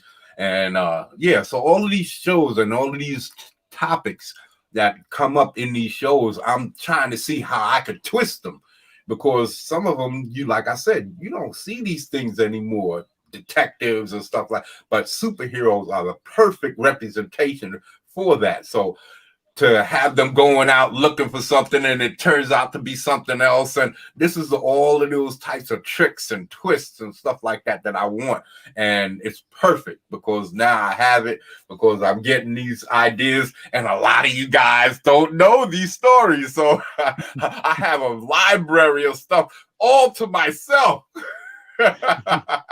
No, I'm going to help y'all guys because, like I said, I'm going to be coming out with a lot of videos soon. I'm going to be building up my stories, building up my both channels, because I have Indigenous Monstrosity, but now I have Goddamned Comics too. And that's where I'm going to be putting all my art. All of these drawing streams, even story time is going to be moving over to Goddamned Comics. So the Goddamn is going to be over there, and the Pit is going to be here. This is where I can talk all my shit and do my SJW videos and my I'm going to be coming up with the Matrix doctrine. I'm going to be doing videos and streaming on Monday or Tuesday nights. I'm going to be doing the Matrix doctrine, and then I'm going to be doing power videos sometime in the middle, like around Wednesday or Thursday, and then story time Saturdays, and then I'm going to be doing morning streams for my drawings. So I'm fully loading up, man. I'm totally preparing to get dive head first everything I got into putting my comic book out and introducing the Gotham to their own universe, because the Bounty Hunters for right now basically is just me and you right now. So right now it's just going to be for me and you to flush out everything and put it together and get an artist to, well, I'm going to be drawing up the characters, and we can get that to, well, I'm going to be drawing up the characters, and we can get that, all of the names and their backstories and stuff like that in.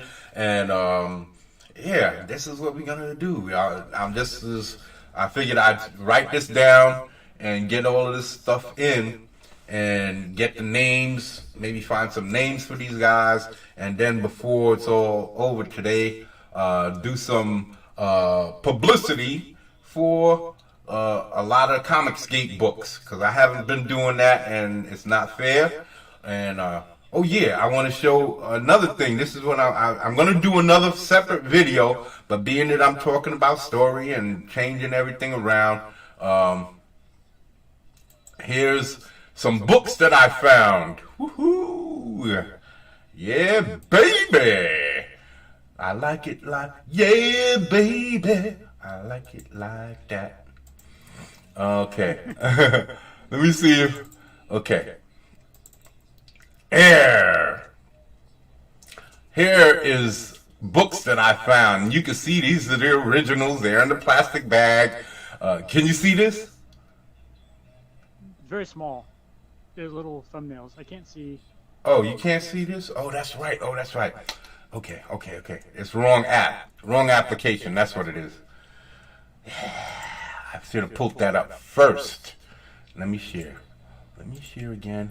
And the right application is, there we go. Now this is a book from back in the days, way back before time. Oh baby, no baby, no baby.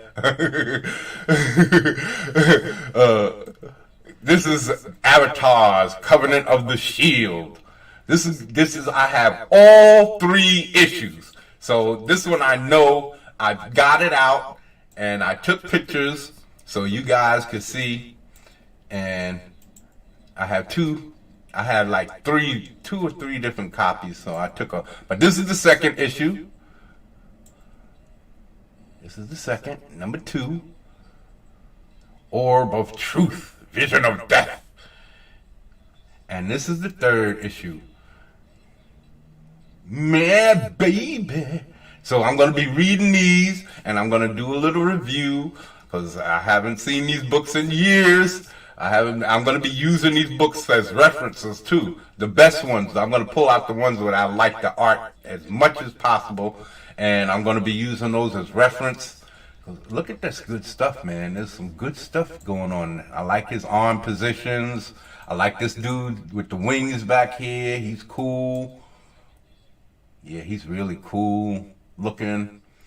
I like some of the designs, but I'm not going to be ripping off anything. I just need to expand the way my mind thinks, because I haven't been drawing and designing characters in so long. So I have to start getting my brain open to different things. So I have, not only that, I also loaded like 10,000 pictures that I have on this computer, but I had it on another user profile. So I transferred from that user profile like 10,000 pictures that I've gotten off of different art websites like DeviantArt and all of those, and CG something, but and a whole bunch of other. I got over 10,000 pictures, and all of them are here for you all to see. Well, I don't know if I could show them without getting in trouble, but I just want to show that's all of these pictures of what I'm going to be using as references for my drawings and different types of perception, perspectives, color, all of these things I'm going to be using as reference. Inking, all of these different things. And too, because I might be doing paints. I might just do some digital paints for a cover. Maybe I'll have alternative cover, and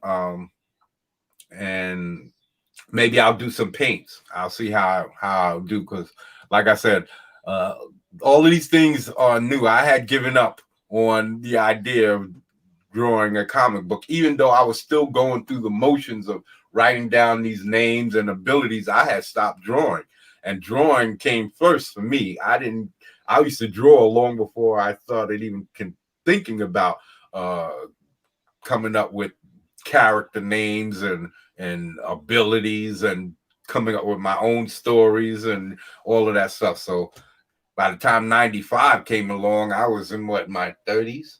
Yeah, had to be somewhere like that. So yeah, this is what's coming next. So I found this too, Avengers Forever, but there's 2 books missing. I got 3 copies of this, and the 3rd copy got wet. I don't know how it got wet, but it's all fucked up and stuck together. But these other 2 are still in the book. Well, I must have read. There was two. I only scanned one, but I was supposed to scan the other. I got to find the other two. That dirt up here is just on the plastic. That's right there is on the plastic. Don't. That's these books haven't been opened since I bought them. But yeah. So this is 4. That skips from 1 to 4. So I know I got the other 2. They're probably in another box. When I put them together, I just bagged them up as tight as I could and just threw them in boxes and put them away. And this one wasn't in a box. This bags was someplace else where I was supposed to be reading through the books so that I can keep on abreast of my art and the things that I like. So I found this bag while I was cleaning out one of the closets, and I said, hey, I found a few bags. I found like 5 bags of comics, and you're gonna see some Lady Death Zero, Lady Death with Dark Child, Lady Death with, not in here. I didn't get the chance to scan them yet, but the next videos that I'm gonna be doing, all zeros, all book issues number 0. And where they came together, these team ups, where Lady Death and Magdalena, Lady Death and Witchblade, Lady Death, all of these books from back in the days, and I got all of them suckers. I gotta get them all together because I know I have a bunch of Lady Deaths. I even have a couple of number 1s in there. So, like I said, I was collecting everything, Image, Dark Horse, whatever I could get my hands on. I was buying it back then. I didn't care if it was out, and it looked good, the art looked good, and I was interested. I bought it. So I have this one is number 5. These are all going to be the first reviews that I'm going to be doing. I haven't done one comic review, a classic comic review, because I haven't bought any new comics in years. And there's no comic book stores in my neighborhood. None. There's none to close down. Nothing to close down in my neighborhood. I used to have to go travel to another city or another county or something like that in order to buy my comic books. While I was going to work, I would stop off at this store, stop off at that store, stop off at this store, and then I would make special trips to the comic book store in the city in order to get my books. But other than that, and I would buy 2, sometimes a number 1, 2 at a time, 3, and it was just so that I could keep one away, and I could, while I'm drawing, I could fuck up the other one as much as I wanted because I knew I had a spare. So that's why I bought 2 at a time. It wasn't for an investment. It was so that I could keep one just to keep fresh, and one, if it got dinged, I wouldn't care. Mm-hmm. One to rock, one to stock. Yep. That's it. So all of these positions, see these body positions, capped on his knees, all of these, the different types of cross hatching, and all of these things is what I'm going to be using to learn all how they put show the muscle rippling and the shadowing across the different indentations where the muscles differentiate. All of these things is where I pay attention to, and this is the type of style that I like too. This is where it breathes well. You can read everything, even in black and white. It's pretty. I want some details, but I don't want to kill it with too much. I want to have it looking good to where if people see it in black and white, they're still going to want to spend that cash. I don't want it too plain, but I don't want to have it where, because there's some guys that put so much detail, it's really hard to see what they're doing. Even after you color it, it's like, what? Okay, hold on. All right. Okay, I can see. I want to be able to see it from way back, so I want to be readable. It has to be readable. So this is where I'm going to be practicing, and and tell you the truth, I've been noticing a lot of stuff because I got a lot of photos. I told you, over 10,000, and I was going through that because I have it on. I have those same 10,000 photos on my PlayStation 3. So when I do a full screen on my big ass TV, I could do a big ass full screen of these drawings and these digital paintings and all of these comic book pages and stuff, and I could see everything that they did. And I was going over a few hundred of these drawings the other day, and I was seeing how everybody who inks has some kind of a different style. And there was this one dude who his style didn't look like anybody else's, and I was like, wow. And he's really detailed, but you could read everything. Extremely detailed, but he could read everything. So now I'm thinking inking is whatever you choose to do. It just has to look cohesive and not destroy your pencils. It has to complement your work. It can't destroy it. So that's what I'm focusing on from now on. It's not trying to do something like a Jim Lee or Art T-Bear or like this guy or another guy. It's to find my own style, to find what's comfortable for me and what I find works for my art style. That's what I have to do. So this is book 7. This is book 8. This one got a little stunted because I used the wand. You see this comic book here? I use that so that the wand could slide right over the top, right down. And it kind of ran too long. I ran it from too far up. So by the time I got to the bottom, I ran too slow and it cut off the bottom of the book. So, but that's book 8. You can see it right there. Book 8 of 12. Book 9 of 12. Book 10 of 12. Again, same thing happened. But you can see the good art, good body positions. Great stuff. I like this type of art. You can really see the wrinkling in the neck.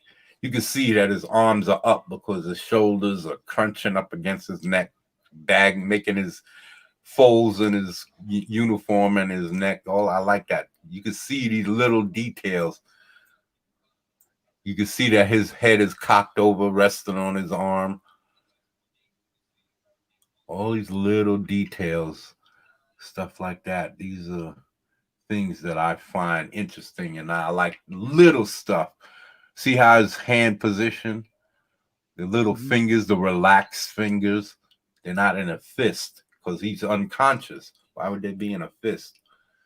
And that's the same thing with all of them. See, their fingers are not clenched.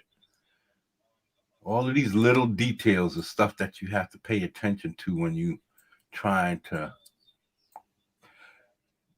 dynamic drawing are these little details so that people can understand. It's telling a story. The fact that her hands are not clenched shows that they're unconscious. They're not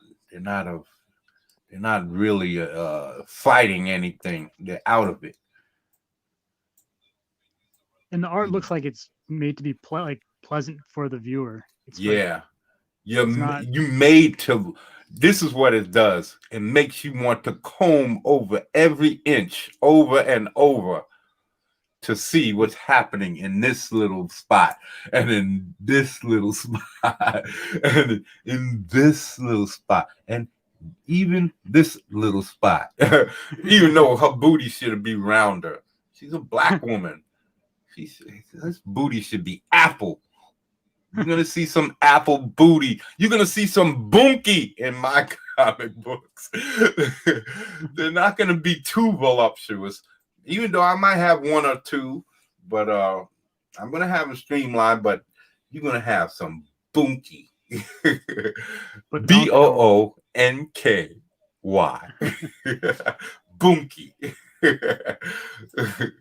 Yeah, so that's 10, and this is 11. Again, you see, from down to his fingers, you can see he's gesturing. Every inch is saying something.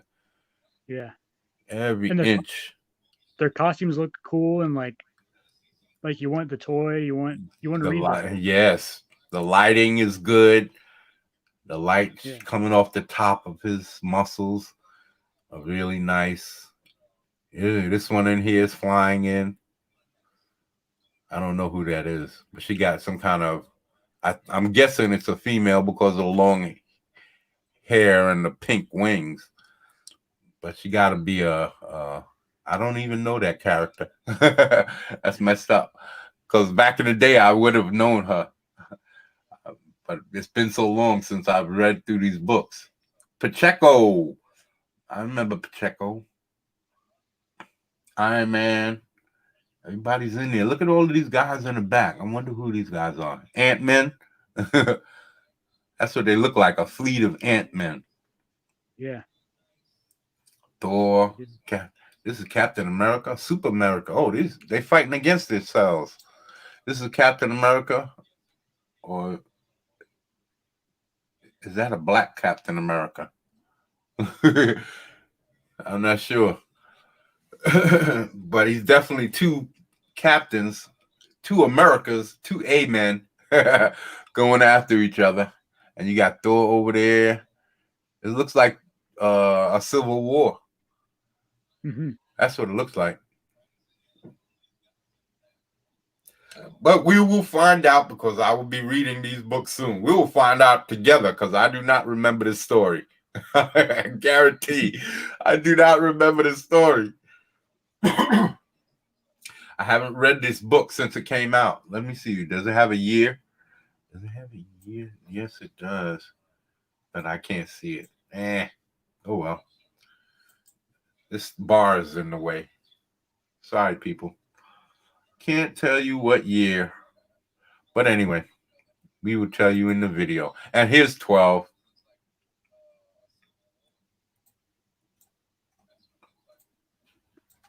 Let's see. I love these. Yeah, go ahead. These classic reviews of old comic books that like Zach man.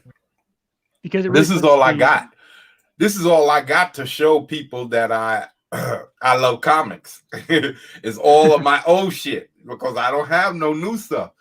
I haven't collected comic books because the art started getting bad back in the day around 2004, 2005. It started getting kind of everybody started dependent on the digital colors. And so they stopped putting in the black. They stopped putting in the black and it was all this washed out color. And I started getting, and then the artwork started falling off too. It wasn't even this level of muscularity and figure drawing, the shapes of the muscles and all, because this is why I study, because I tell you, I read muscle magazines, but muscle magazines don't have guys in these types of body positions. They're not. They posing. They throwing up body poses, trying to pose down. These are showing. So that's what I'm saying. I would use muscle magazines to learn my muscles and then use comic books to pull it back into the comic book realm. That's why I draw like that. So yeah, this is why. This is those two things is everything. And then me in a mirror, because there were no programs, there were no websites, there were no camera. I couldn't afford to take no bunch of camera pictures and be paying for film and all of that. Later for that, I just went in the mirror and studied my hand, my arms, my shoulders, everything. Take off my shirt and get in the mirror and study, and then I go back to my desk and start drawing. And so that means not only I had to memorize everything that I saw, it wasn't as easy. So it was that much better, in my opinion, because now all of these body positions and elbows and seeing how elbows turn and arms, the wrists, and putting the hands, this little line here to show the hand, all of these things I do, but I do it different because see how he does this line here? Mine would be back in here. Because the wrist is thin. From my perspective, his wrist is as thick as this hammer, and it shouldn't be. It should only be right here across his from your wrist bone to your other side of your wrist bone. So it's only your wrist, but it looks like it's thick, thick as hell. So yeah, that's a little tricks. See how he does here? He keeps the wrist pretty thin. He keeps it, and then with this circle right here, it brings it in tighter. There's little tricks, little types of tricks that I've learned, and what I would call shortcuts, little shortcuts learned on how to make faces, eyes, throwing the hair, hand positions, finger positions, little tricks to let you, little stuff that you know, these lines right in here that show the tricep, all of these little things that people take for granted and they don't show, they don't think of when they draw, and it takes away from their drawing. They draw, and it takes away from their drawing. So, yeah, that was that. I think that's the end of it. Yeah, it starts over. Yeah.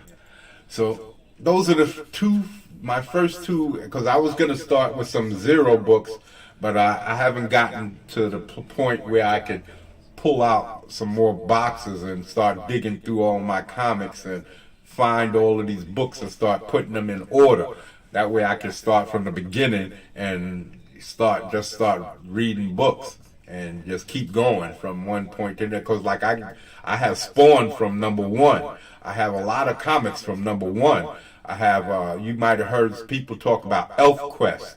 I have that from #1 before Marvel bought them out, because it was a black and white magazine. It was slightly bigger than an ordinary comic book, and I bought that back in the days as a black and white magazine before Marvel bought them. And then Marvel, I started following them again after Marvel bought them up. I started buying them from Marvel. So I got Elf Quest, I got Alien Legion, like my boy Art T Bear, my man, because he's trying to catch up to me in age, but I got you beat, Art. So yeah, Mr. Art T Bear, he was the one. I was on Couch Doodles with Mr. FragaBoom, and I was trying to explain to him why I created how I created Ferret. I created him because I was interested in this character that I saw who had this long. He was a snake man. He had like this armor plate on the top, just like how Ferret has this armor vest. Well, this flak jacket.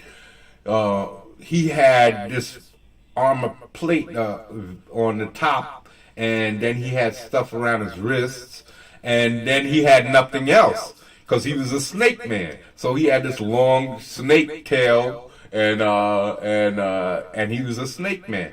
So I love this book. I love the drawing.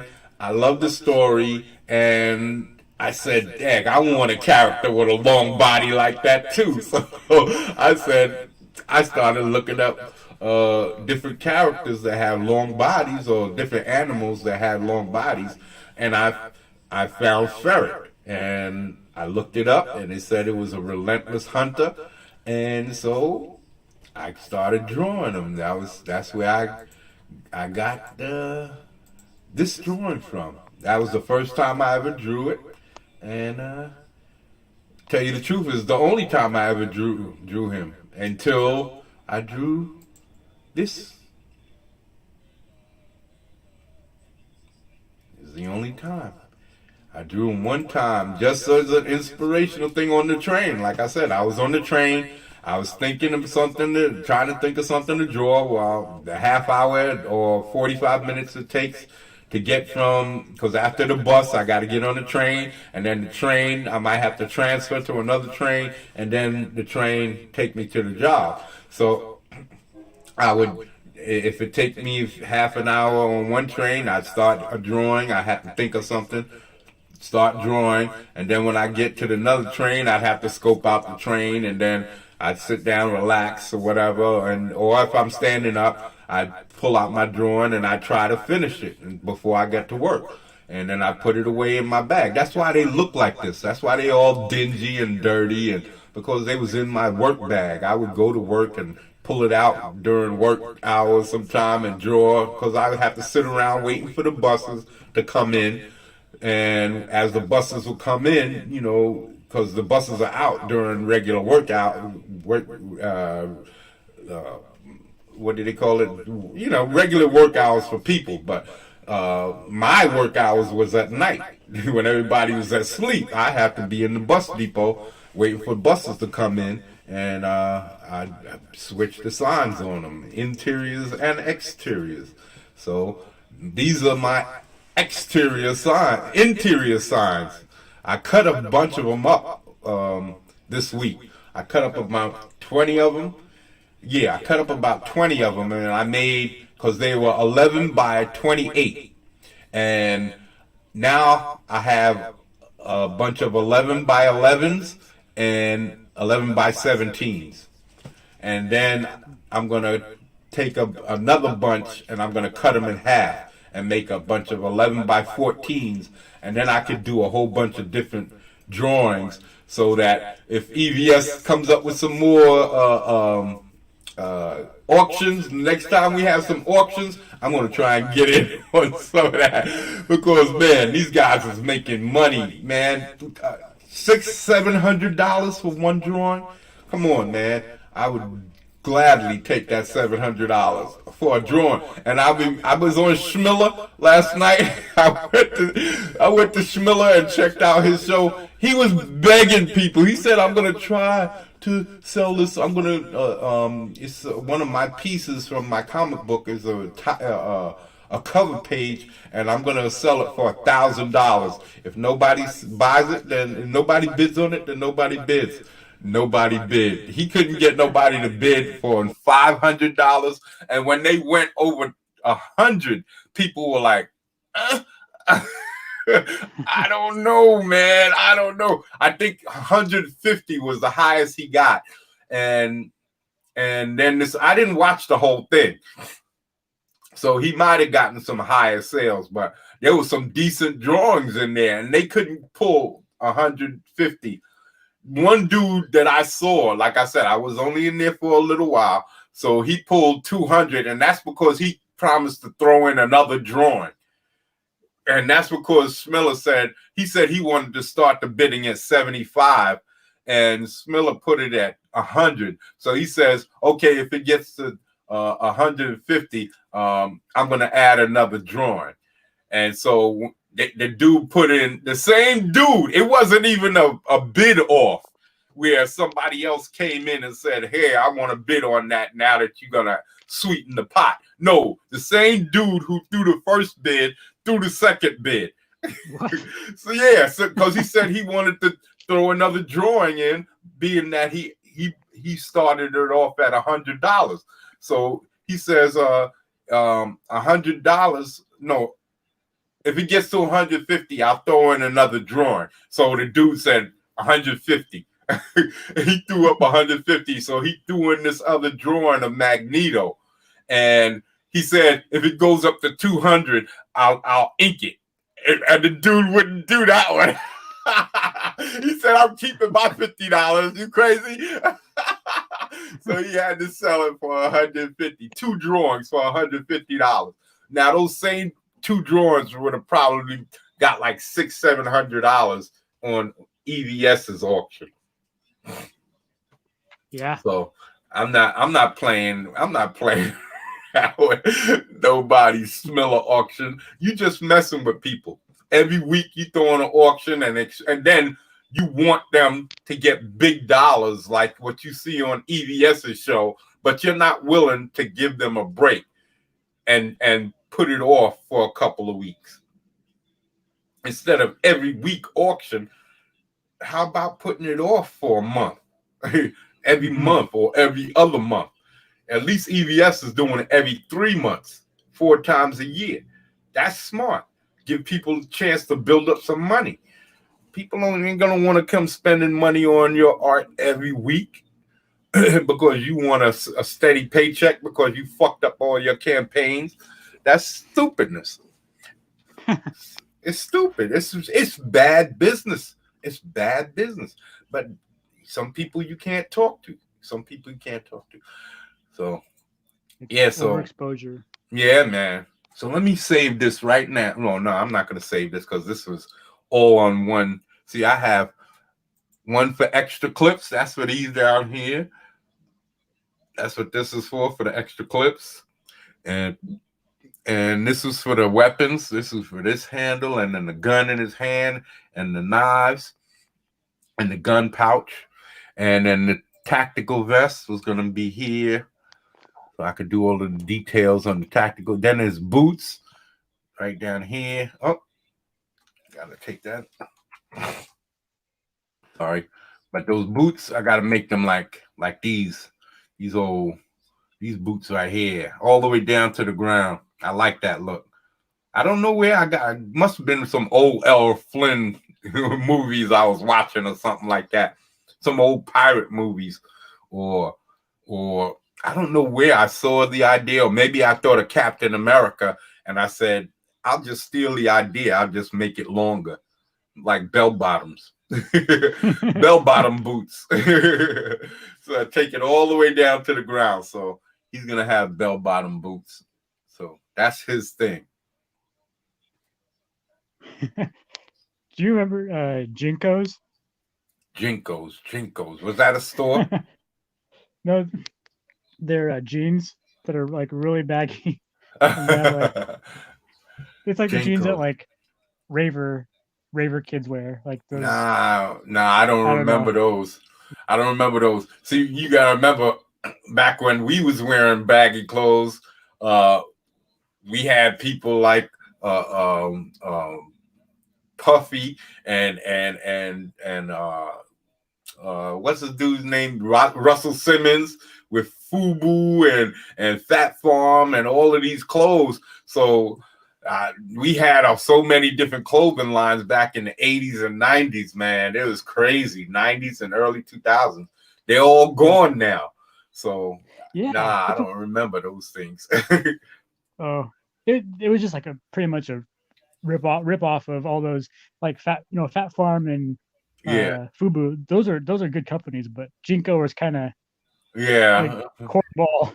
Yeah, because that's what happened, man. There was a lot of bootleg stuff coming out back in the day. A lot of bootleg, and I think that's what helped to hurt the fashion industry as far as black people are concerned. And then I think the fashion industry kind of sold everybody out. Everybody got on board to close them down for doing those illegal practices that most fashion people do, as far as having these third world countries making the clothing and the clothes and everything, and then shipping it over here. But they got children working in their factories and unsafe conditions and all of that. Well, that's what helped to close down all of those businesses. But I think they saw the writing on the wall. You got to imagine Nike, they were going to lose millions of dollars because people wasn't buying there. You remember Michael Jordan got his own sneakers company, Jumpman, and FUBU, Fat Farm had their own sneaker. Everybody was coming out with their own sneaker company. You think, of course, we were still going to buy Nikes, but they wasn't going to buy as many Nikes. See, so all of those being closed down now makes it better for Nike. All of these clothing store companies like Tommy Hilfiger, you got to remember Tommy Hilfiger and Polo, all of those companies was taking heavy hits back in the day.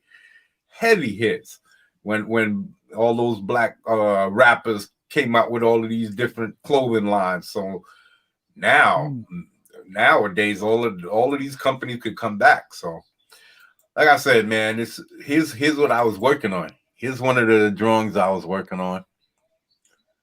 It was going to be a compilation piece. That's why there's so many panels here. I was going to draw like 3 or 4 characters and then put them together on this long one, this oblong one, this horizontally long one. But yeah, see, I was working on my body, my forms. See, his abdominals was all the way over here, over on this side. It just wasn't right. And then I couldn't get the ribs. There's little fingers right here, these little knobs poke out right there. I couldn't get that right. I was like, I have to work on my drawings, man. So I started doing a bunch of different stuff. Started doing a few different. Here's another one. I was working on my body positioning. You can see the arm comes down here, and he's like wiping some blood up off the floor. Yeah. He's wiping some blood, like he's looking for clues, and he's wiping something up. He can't see that this is going to be like a black puddle, and he can't tell, but you can see right here, one of the edge of his finger is going to be red. You can tell that it's blood, but he hasn't looked at it yet. So this is cool. I'm going to work on all of these, working on my body positions. This is another thing that I noticed about, and I'm just saying, I need to tell him too, but I'll talk to Chris, but he needs to do more crouch type positions, because I think that's a problem. Another problem that he has, he only does straight up and down, like straight forward positions and straight to the back. He doesn't do side positions. He doesn't do like any type of to the side like this. I've seen some profile pictures, but he does like profile 3/4, and he doesn't do any crouch down. Not too many. I haven't seen the cover that he showed. It was all standing straight up. I noticed that the last time he was on Dan Frager's. He was on Dan Frager's the other day, and he was showing the work, and I said I was wrong, because I didn't see I seen that he didn't have separation from his foreground, middle ground, and his background. They was kind of all like flat, because his colors don't differentiate. He doesn't make some things darker, and so these things he can use to help improve his distance and start, having everything look like it's flat on a postcard, instead of giving it depth to make it look like the things behind, like that. What's the doctor's name? The rock and roll doctor. He had like a gurney behind him with a patient on it, I think, but it all looked like it's flat, instead of giving it depth by creating the front character, give thicker lines, and then as you go back, the thinner lines, it will help to give like the illusion of like faded background type thing. And this is what I do, because the first time I seen it, I was talking to him about it, or I made mention about it. I hadn't seen his work for a long time, except for on that Cecil show. He had showed it to me when he first came on my show, and then he showed it on Cecil's show, and I made the comment about it being out of proportion. And I saw that his proportions weren't all that bad. Proportions weren't that bad. It's just no depth. Like in the cover, all of his characters seem to be crowded right up on each other's back. If you understand what I'm saying, it's like they're all like standing on top of each other instead of having some depth. Like one is like a few steps behind the one in front of him, and each one has some steps in between them. And there's ways of pulling that off with the line weight and color value, not so much saturation of color. And all of these things I have to practice myself, because you see that I haven't done any coloring since 1980 something. I haven't done any inking or coloring since 1980. So this is why I'm learning myself too. I'm still in the learning processes, but as far as figure drawing, I think I got that part pretty to science, pretty much to a science right now. I don't think I need too much extra work. I just really need to work on little details. Like I said, working on my little shortcuts. There's like this little line right here, stuff like that, or you see how the chin comes up here like this, and then the mouth here. These are little details, and then you put the mouth.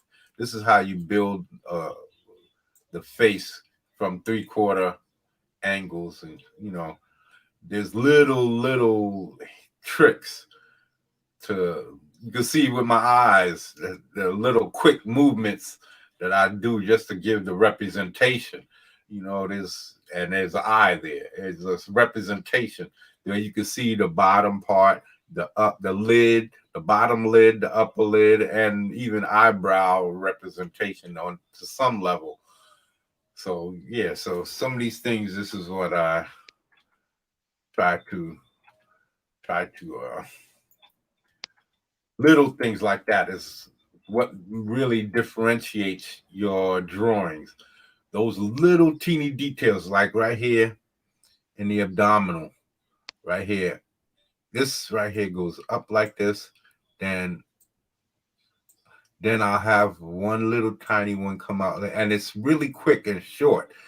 I'm showing you now, and then I'll have little strokes, and then little strokes, and these represent ribs, and it's shortcuts. It's shortcuts because I don't always show everything.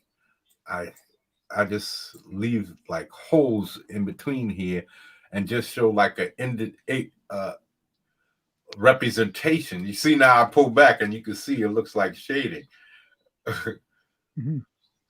But up close, you just do little types of representations, and when you pull back, you see it just pops out, because all of this extra stuff acts as shadow. All of the scribble acts as shadow, so it helps to develop your drawing. That's why I scribble the way I do. I see things in my scribbling that helps add more ribs. So if I fade this, right? I fade this, right? And then I come to ink it, and I put the hard line. And then I put a hard line here. See, it's difficult. This is why I hate this inking part. Okay.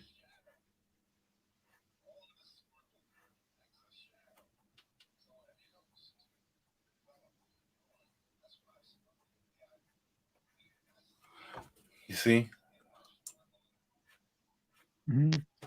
And now, not only do you have, now I didn't even come all the way down here, but these indications, plus with this scribble in the back, it gives your eye someplace to connect. It connects it.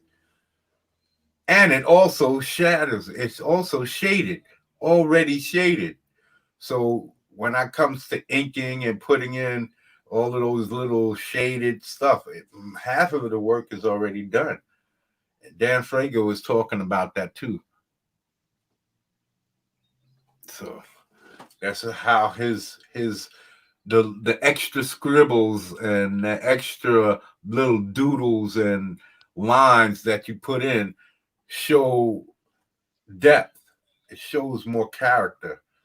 So if I do that again, and then I add stuff, and then I fade that down, and then come over again with a heavier line and more precise line, then everything starts popping. You get all kinds of different, you see the bumps that pop out here. All of these comes little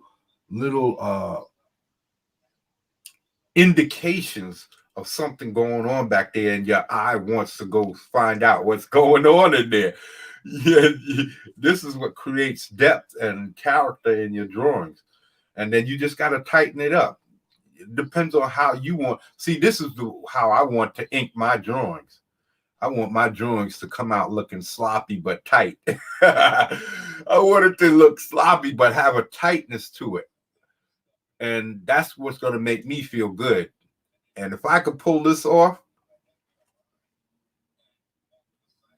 I'm going to try, and because I was watching who was, I think Sketch Therapy was doing a drawing, and he says he doesn't usually draw, but he was doing pretty good. He was drawing an alien from the movie Aliens, and he was doing pretty good. And he says he doesn't know how to crosshatch the way that everybody does. It doesn't come out right. And me, I'm the same way too. He says he wants to shade the way he does with pencils. And this other guy said the same thing.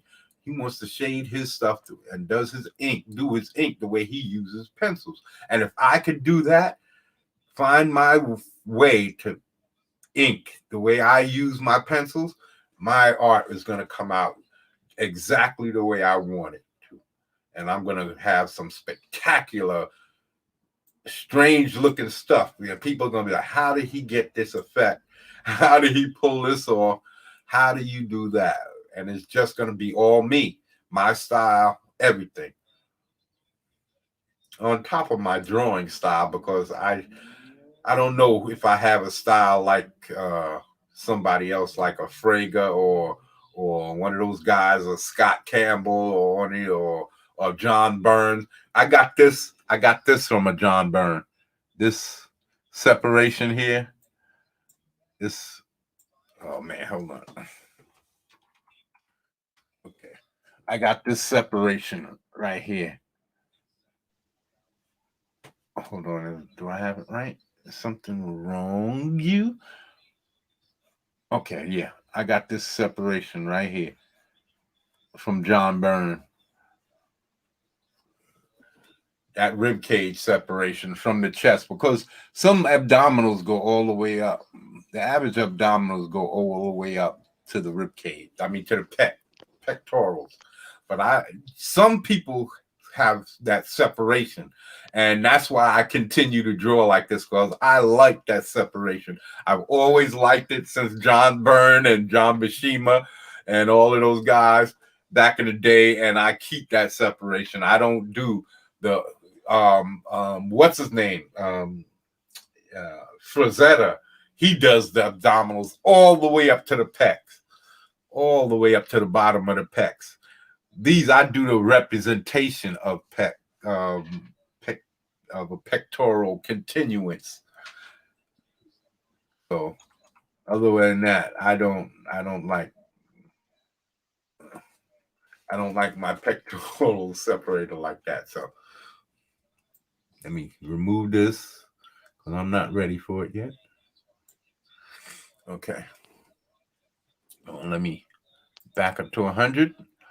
But yeah, so you guys are going to witness this. I was supposed to be doing a video yesterday when I did this drawing, but I wasn't talking, and I'm glad I didn't do the video, because I need to do that because it'll get me used to drawing and talking at the same time. Drawing and talking at the same time sometimes produces good work, because that's what happened when I did this. When I first did this drawing, I was talking and laughing and having a good time, and it came out pretty good for a draw, considering I haven't drawn this well in a long time, because, you know, I've done some sketches, but they were kind of really rough and shaky, but you could really see the finished work in here. And this is when I need to start inking. I might thicken up his right here a little bit, Just that little bit. Just that little bit. That thing has been bothering me. See, just little tiny lines sometimes can aggravate a person. I gotta have to erase some of this elbow off of here, but that's another layer. That's another layer, so I don't have to worry about it. That's all different layer. So I'll come back to that. But all of this stuff, that's my boots layer. But I separated all of those things, and then I'll condense it later. I'll merge them down once I perfected it. So I'm gonna do all of these separate. I'm gonna do the head separate. This is a head layer. Right here is the head layer. That's ferret. This is the head layer, boots, tactical vest, extra clips, and weapons. And I think that's it. Yeah, weapons, boots. Yeah, and then I'll merge them all down, and then I'll do any little details like stitching or anything that I leave out. I'll do some musculature on his abdominals before I get down to this part. I'm going to make sure that all of this is, I'm going to do some more muscles, a little bit more.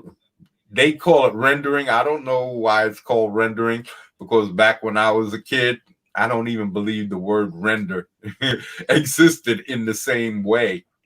So, but I hear a lot of artists using the word render I'm just going to put in some muscles.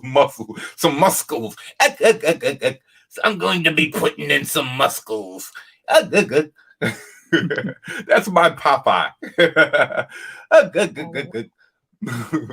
So yeah, I'm going to be putting in some more indications of muscles down here because his vessel's going to be open. So I'm going to show a little bit more indication of muscles down to about here where his belly button will be. And then that's what this dot is. And then I'll let it relax down to here.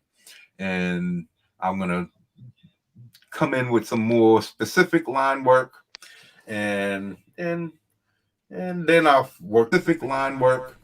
And then I'll work the head, finish working the head, and then I'll move to the back. I gotta get in here every day and make sure I do a lot of work because I didn't do enough. I was bouncing around doing a bunch of different things yesterday, and I could have completed at least ferret yesterday. I could have gotten his boots and all his head and everything done. But by the time I came back to him and started, I got all of the pictures and everything that I wanted to do to get. By the time I got all of that done, I said, I'm tired. It was like 5 o'clock in the afternoon, and I was like, yeah, I'm hungry. Let me go eat. I have to stay on a regular schedule now.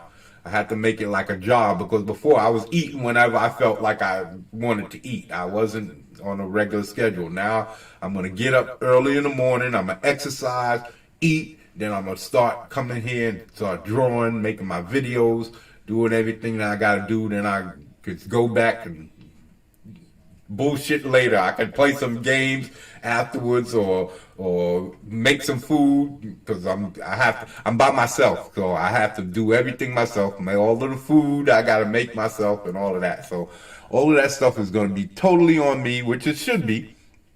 It's just that I gotta make sure I keep my strength up and keep my motivation strong, and helping myself physically is going to help myself mentally, and that's going to be everything because I realized that before the winter hit, it was back in January, before it got really cold enough to stop exercising every day.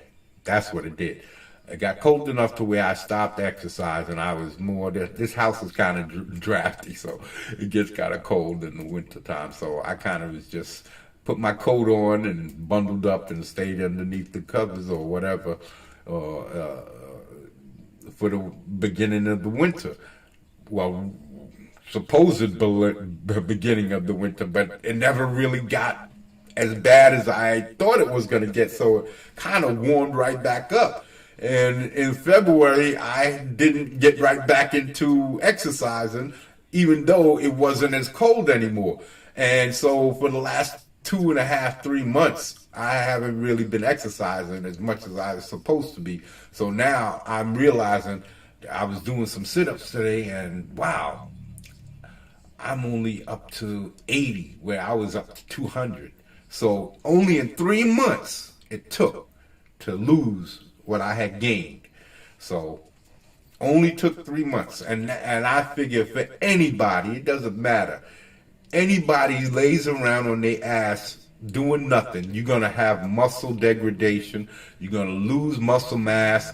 And that's another thing. I wasn't eating right. If you're not exercising and keeping busy, you tend to not eat as much. And it kind of becomes a self-fulfilling prophecy, because you stop being active, so you stop eating as much because you're not as hungry because of the less activity. So you're not eating as much, so you're losing muscle mass because you're not eating as much. You're eating less frequently, and you're not as active, so you're not as hungry, so you can go longer without eating, and it becomes a cycle. So now I'm back to my eating. I'm back to cooking big pots of food, big pots of spaghetti that can last a week, macaroni, big pots of rice that can last a week. And I'll, like, when the spaghetti's half gone, I'll start a pot of rice. I'll cook a big pot of rice so I can mix it up until the spaghetti or the macaroni's gone. That way there's always something there, and I'm not starving myself for 2 and 3 days, only eating a half a meal or one meal or whatever like that.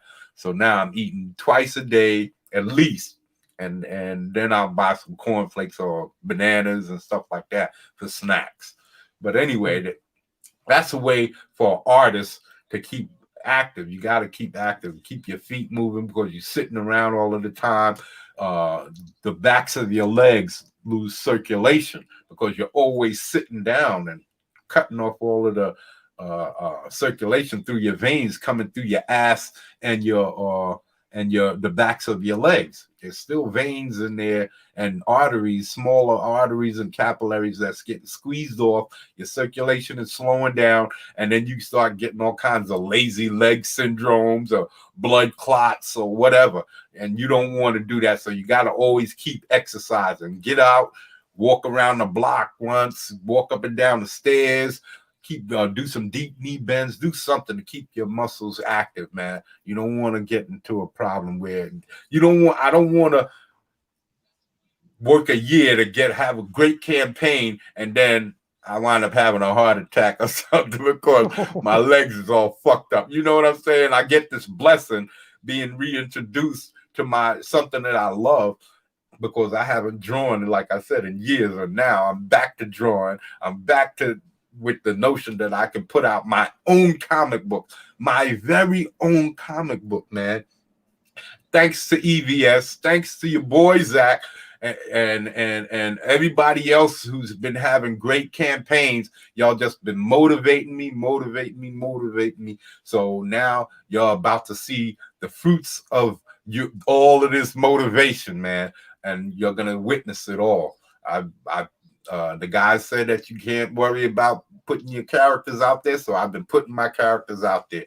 And just in case you guys don't know it, I'm going to little shout out for. We're going to do a little shout out for. Let me see. Hold on first. Let me see if I can pull up this information first before I get lost in the search or in the share. Before I get lost in the sharing. Let me see. There's here we go. My projects. These are my drawing projects. All of my old pencils. I want to, all of those old pencils, sketches, I'm going to put them in here, ink them or paint them. One way or the other. They're going to be either inked or painted digitally.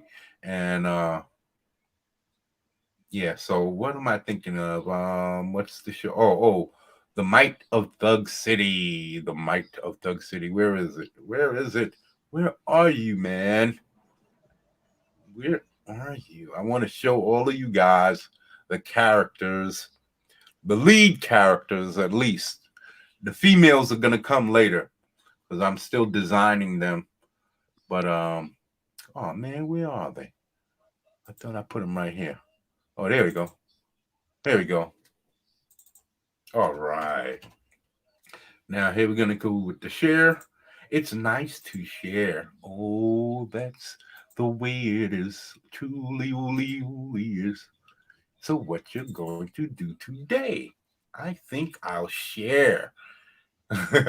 This is a drawing I did of Mike. The very first drawing I did of Mike on the subway. And can you see this? Yeah. Okay. And these are the females. This is supposed to be him. And this one, this female over here is supposed to be Nightshade, his second in command. But I'm not sure if I'm going to call her Nightshade with a K, Knight, or Nighthawk. I like this outfit. I like this. But if she's a knight, she's going to have armor. This is before I gave any consideration to who she was. I just was drawing a pretty girl with some sexy lips. and CC, she didn't come out as pretty, but I wanted her mean. Her name is Battle Cat, but everybody calls her Cat. But that's a whole storyline behind that, and I'm not giving away any more storylines anymore. So y'all are gonna have to bear with me. So I drew this on the subway, either coming home or going to work, and this was the very first time I drew him. And matter of fact, when I was drawing him, he was just a black dude. He was just a black dude with dreads and had these two chicks on his side. That's it. And then I said, you know something? I'm going to call him Mike. And that's where he came from, period. There was no story, nothing. Later on, the story came with the whole Mike Revolution thing. And then recently, about a month and a half ago, I was redesigning him. Well, not really his whole persona, but I was designing his insignia.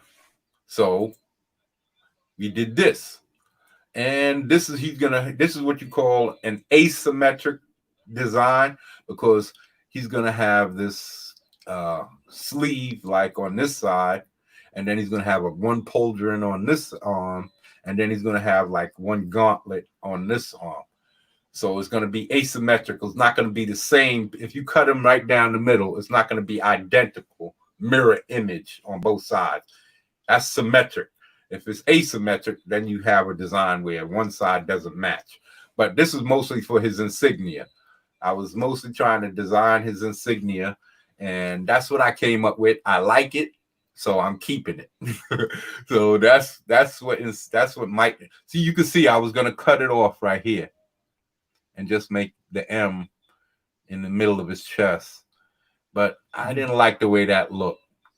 For some reason, I just didn't look like that's how I wanted it to be. Maybe I might add some accents or something, but for the most part, this is what it's going to be. So then the next... Oh, I'm sorry. Do you have a color scheme? I'm thinking about blue. The shield might be black, and this might be in dark blue, or I might have blue accents, and these lighter accents, like the sleeve and the shoulder, they might be light. They might be like white. He might have like a blue accents around his shield, right? Around his insignia. A blue accent around his insignia. And maybe these shoulder straps might be blue. And then these shoulder pauldrons might be like a white. And his cape might be like a white. But then when he needs to, because he comes from military, he has a camouflage that would turn these all dark. Mm. So cool. Whatever white highlights or whatever, when he needs to go dark, he can go dark. And he have like an alternate, so a version of himself that he can just press a button and all of those colors would just go dark. I think I saw that on Justice League or one of those. So I am stealing that part. The whole where I think it was Justice League, Young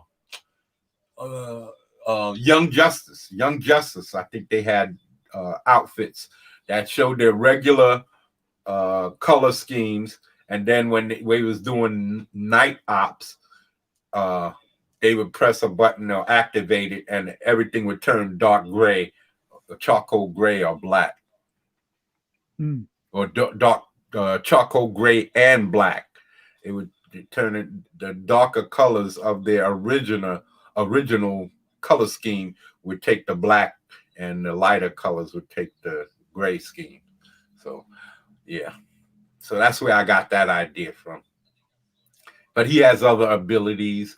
He's known as a bunker buster. He's not quite as strong. He's not as strong as Superman. I don't want him to be that type of a superhero. I got other characters that can hold that position as a more powerful, that can handle that type of things.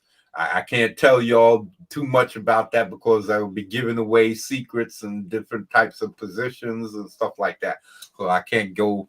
I did mention that I did have other guys like the Statesmen who they will be in more powerful beings. They will be more powerful superheroes. So, but they're going to come down the line. They're not going to, you probably won't see them in the first book. That's why I don't want to give away too much. I don't want to talk about anything about their abilities because they're not going to be in the first book. It might be mentioned, like in Game of Thrones, how they mentioned a lot of things for seasons before you actually saw a dragon in full size. They mentioned it a lot. Mentioned the White Walkers a lot. And they only showed him one time in the first season, in the first episode, and then you didn't see him for a year or 2 or 3. And then they marched him across the land and all of that. So this is what I'm planning. I'm planning to mention things like things that came before the time that like his things that came before the time that like his origin story. I'm going to be mentioning that a lot in the opening, in the first book. It's going to be like foretelling his origin, and with that, even though it happened like 30, 40 years, 50 years ago. So it's going to be talk about the event that happened that created the situation, because there's going to be a few people who died, and there's going to be memorials for these people in different locations, and like there's going to be white people who died, black people, all kinds of, and the scientists who helped stop the situation that went down back in the 60s where Mike got his abilities. He died in that situation, and now they have Dukeside, which is the city where my character. There's another character that I don't have a drawing of. He's gonna be at odds with Mike, and in this section they're gonna call that Dukeside, named after this doctor who helped save the situation back in the 60s. And they have a memorial park right down where the city switches. It's like if you go to let me see, what city has a they're like a borough that connects to the city. I think Manhattan has Harlem, right? Manhattan has Harlem. So like right at the bottom where Harlem and Manhattan meet, that's where Dukeside Park is. It's a memorial park for this guy Duke, this Dr. Duke, who saved the situation back in the 60s.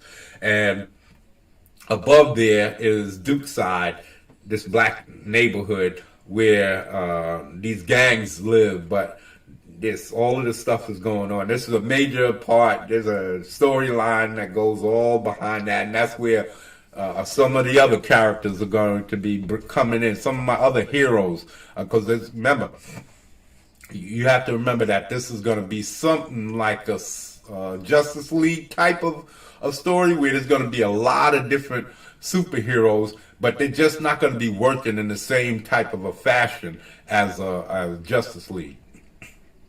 So I have it set up differently. So anyway, next comes Mega. This is my Mega Mutant. I created him back in '83. You see it says right here, Mega Mutant. It's backwards. So, because I flipped it in order to make the pictures for my website, my channel, and I didn't flip it back. So anyway, I created this guy. You see I tried to put striations in his chest. This is back in the day. I was just learning. There's no rim lighting. There's no highlights. There's nothing. I was just learning all of these things. I was just trying to throw in the flats. Just trying to get the good colors in there. And I did try to put it darker. I had the dark, I think I had a thin marker. And I tried to go over it over and over to show some more shading. So I was learning. You can see the point right in here, and it gets a little dark right in here. It just faded, and this is all the markers, designer markers. And you see, even back then, I didn't have too much trouble with the, you can see I was going slow, so you can see where the stops and starts and where it blotches up a little bit. It's not a smooth a technique as I would want it to be, but this is what I was working with back in the day, and this is my first main character, and that I ever created. This is my first real character that I put everything into. I knew a lot about him ever since back in the 80s, and he's going to be the second character that you're going to witness his origin. You're going to see the first origin story is going to be his.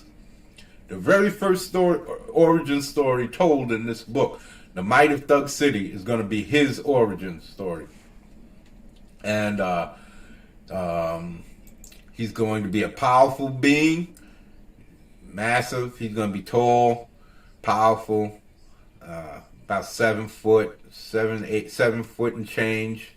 Something like that. He's going to be pretty tall and pretty massive and destructive powers. Kind of Hulk with blasts.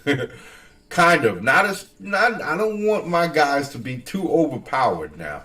So I'm going to kind of regulate their power abilities. And so they're not going to be too many, they're not going to be these super powered dudes lifting up skyscrapers and throwing them at each other. There's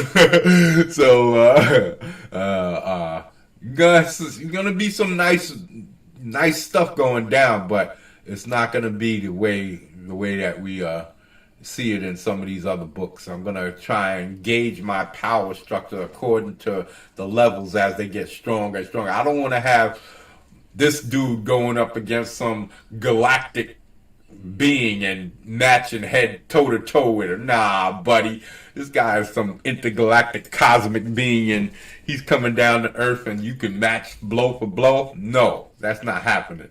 So when it comes to stuff like that, that's when you're going to need multiple heroes to tag team in and get in on this and stop the bad guy from taking over.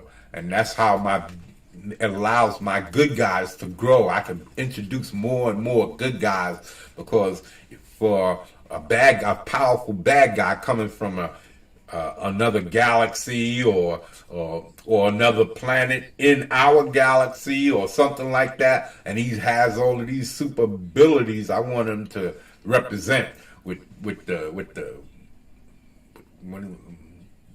toughness, you know, with the roughness. I want them to bring the heat, you know. So I want them to be respected. I don't want my guys to just be on average the same, unless something happens, you know, some type of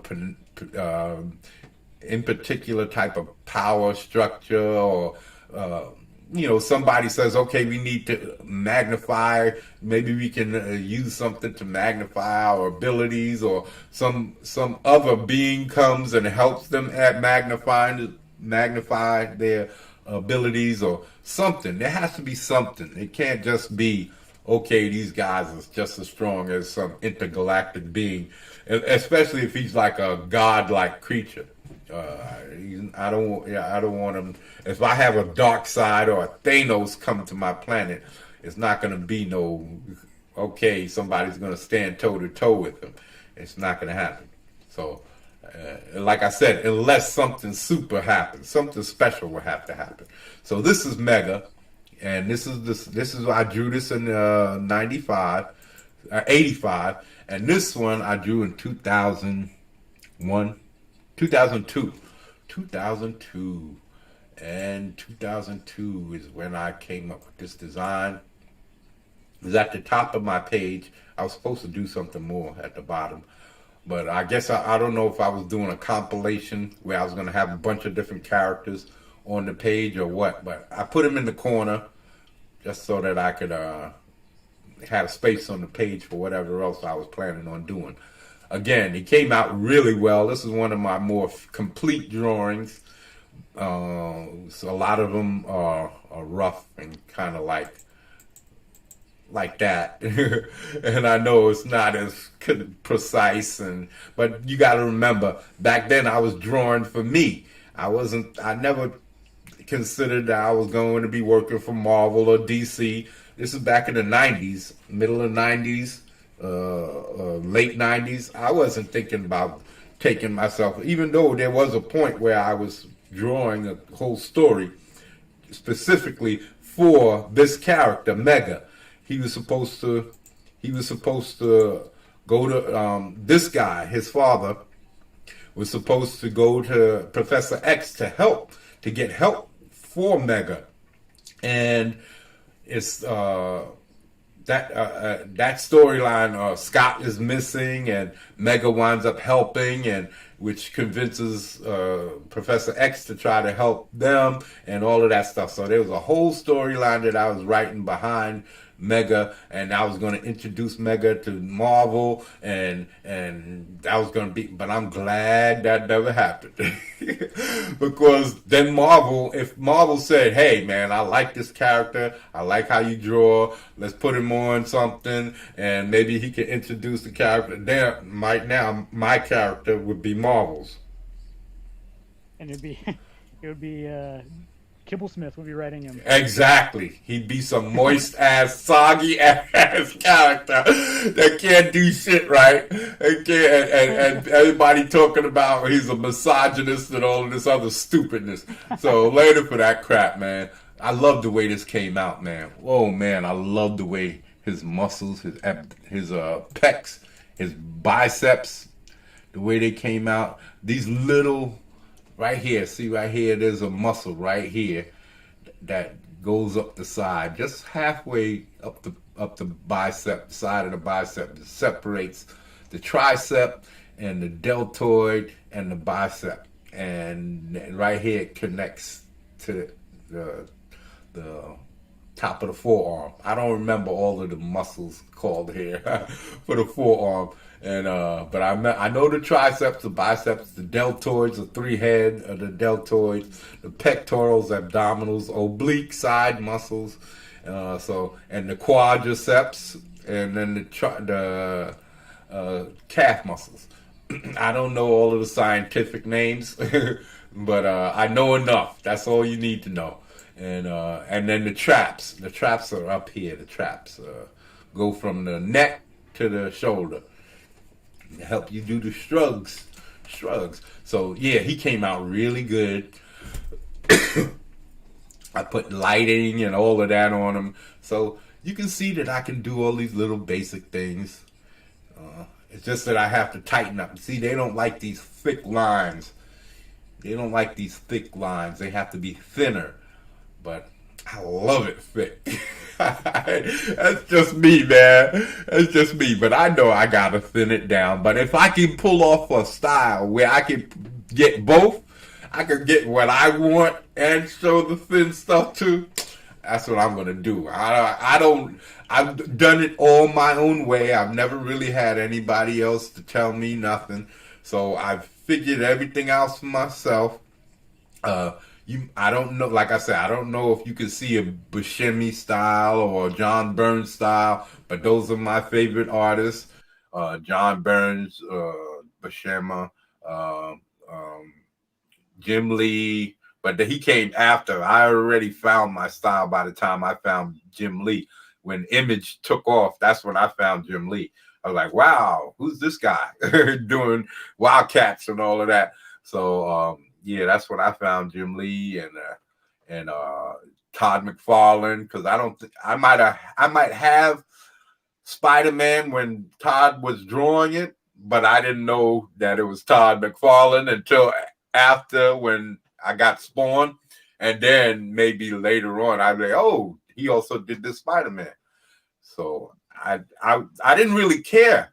There was only a certain amount of artists that I cared about, and that was John Byrne, Buscema, and Frank Frazetta. Those were the only real artists that I cared about by name, and I didn't really know what they looked like. I just really, until I bought their books, and then I got to see what they look like, but I didn't really care what they look like. I didn't plan on meeting them. I didn't really idolize the person. I really idolized the art.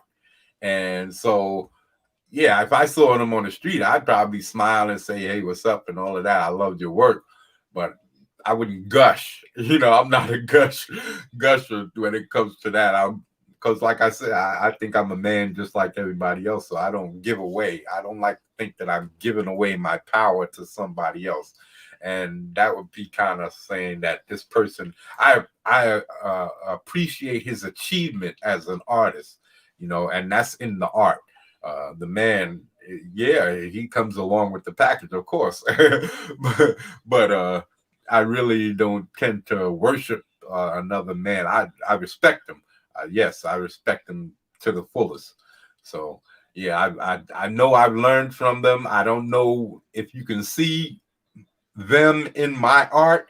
Like some people, I've listened to a lot of some of these guys, like Art T-Bear and all of them, these guys talking yesterday and the day before about how some guys have styles like these old dudes back in the day with the John Burns and the Buscemas and some of these other guys that they mentioned. I don't remember. But yeah, so this is, I put it into Photoshop, cleaned it up a little bit, and put it in the middle of a page so that if I wanted to add a nice background with some like blown up cars or something like that, because I was gonna erase him, the father. I was gonna erase him out of it, and then like put some. He's like walking out of an explosion. There's all kinds of smoke coming off of his body, and cars and stuff burning in the background, and a whole bunch of fire and stuff like that, and just have him walking towards the towards you. So that's the redesign idea. But I've definitely got to redesign him because he's no longer MM. He's just Mega. So this has definitely got to be all redesigned. The helmet's got to go. That's also not going to be there. Stay there. I have a new fresher idea for him. But this is just to show you my talent level, and to show you some character designs of the characters that will be in the book. Wow, he looks a lot bigger than 7-8 feet. If he's say around 5 something, if the father's around 5 something, that makes him, man, about 9 feet. Gosh, damn! Look at how that's about a foot right there. That's about 8 feet and change. Wow. Okay. That's good. But so yeah, that's him. And then this is Turnbull. This is the original first drawing that I've done of Turnbull. He's going to be part of the gang member with my other dudes up in Duke side. The other guy who's kind of a rival with Mike, He's gonna be one of his boys, one of his gang members, and he's, like I said, he's my Wolverine. He's my anti-hero. He doesn't care. He doesn't give two fucks about the next person. He will kill you, fuck you up, even though he's fighting for the good guys. He'll fuck you up in a heartbeat. He does not care. He just doesn't give a shit. He's shorter. He's about 5 foot and change, 5'8", 5'7", something like that. And he's all power. I was thinking of him making him real stocky. That's why he's all thick around the middle like that. You see how I have these little all thick around the middle like that. You see how I have these little tricks for putting in my ribs? Little tricks. I used to just throw that sucker in, man. I had trouble doing the ribs. I had trouble. It stunted me yesterday when I was doing it. Does Turnbull, does he get activated by the color red? Does the color red? I was thinking of that, but no. I'm not sure. I was thinking about that, but I'm not sure. I'm not sure if I'm going to put that little aspect in. I have something else totally, because his whole thing is the curse of the Minotaur. So that's how come he is who he is. And there's a whole storyline built around that, and I have it so that even though the story might not be as big, no matter when his storyline comes up, it's going to be, even if his storyline doesn't happen earlier on as I'm building my plot lines, because I don't want my story to get too big, too fast. In other words, I don't want to be fighting an intergalactic being early, right out the gate. That's going to come way down the line after I handle all of my lesser powered beings on Earth, and then when I want to bring in something more challenging, then I'll bring in a more powerful being from space. That's how I say I already know the direction that my stories are going to take according to the beings that I'm going to be bringing into my story. So I know exactly the trajectory, which characters I'm going to bring in to challenge my good guys because of their power levels and their backstories and abilities and their motivations, the things that they want to accomplish, whether destroying the world or trying to just create problems or whatever.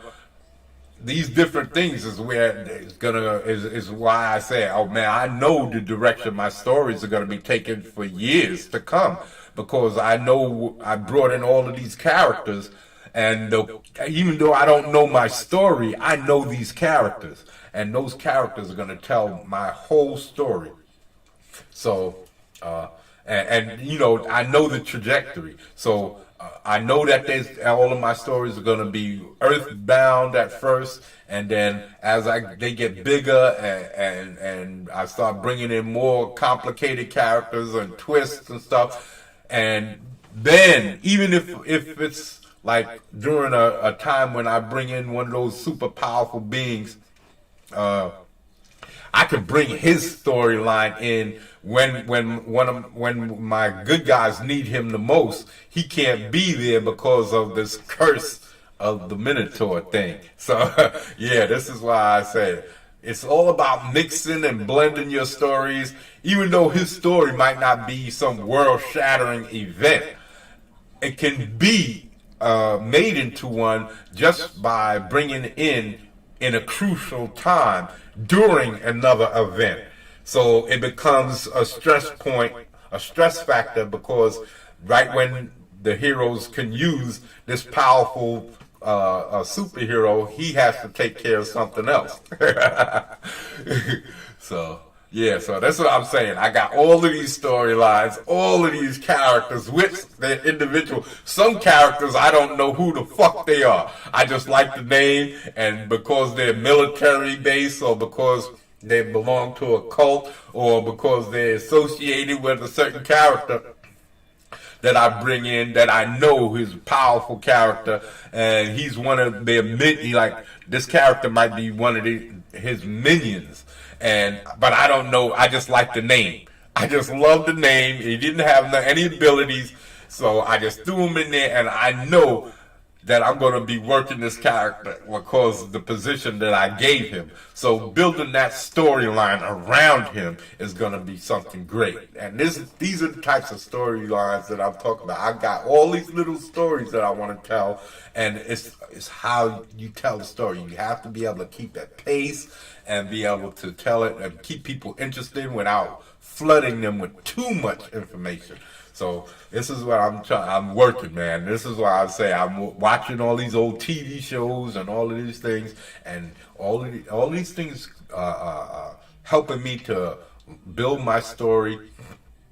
I was looking up the book that Dan Frager said that I should look up when I was on his show, written made by Michael Bendis, and I looked it up.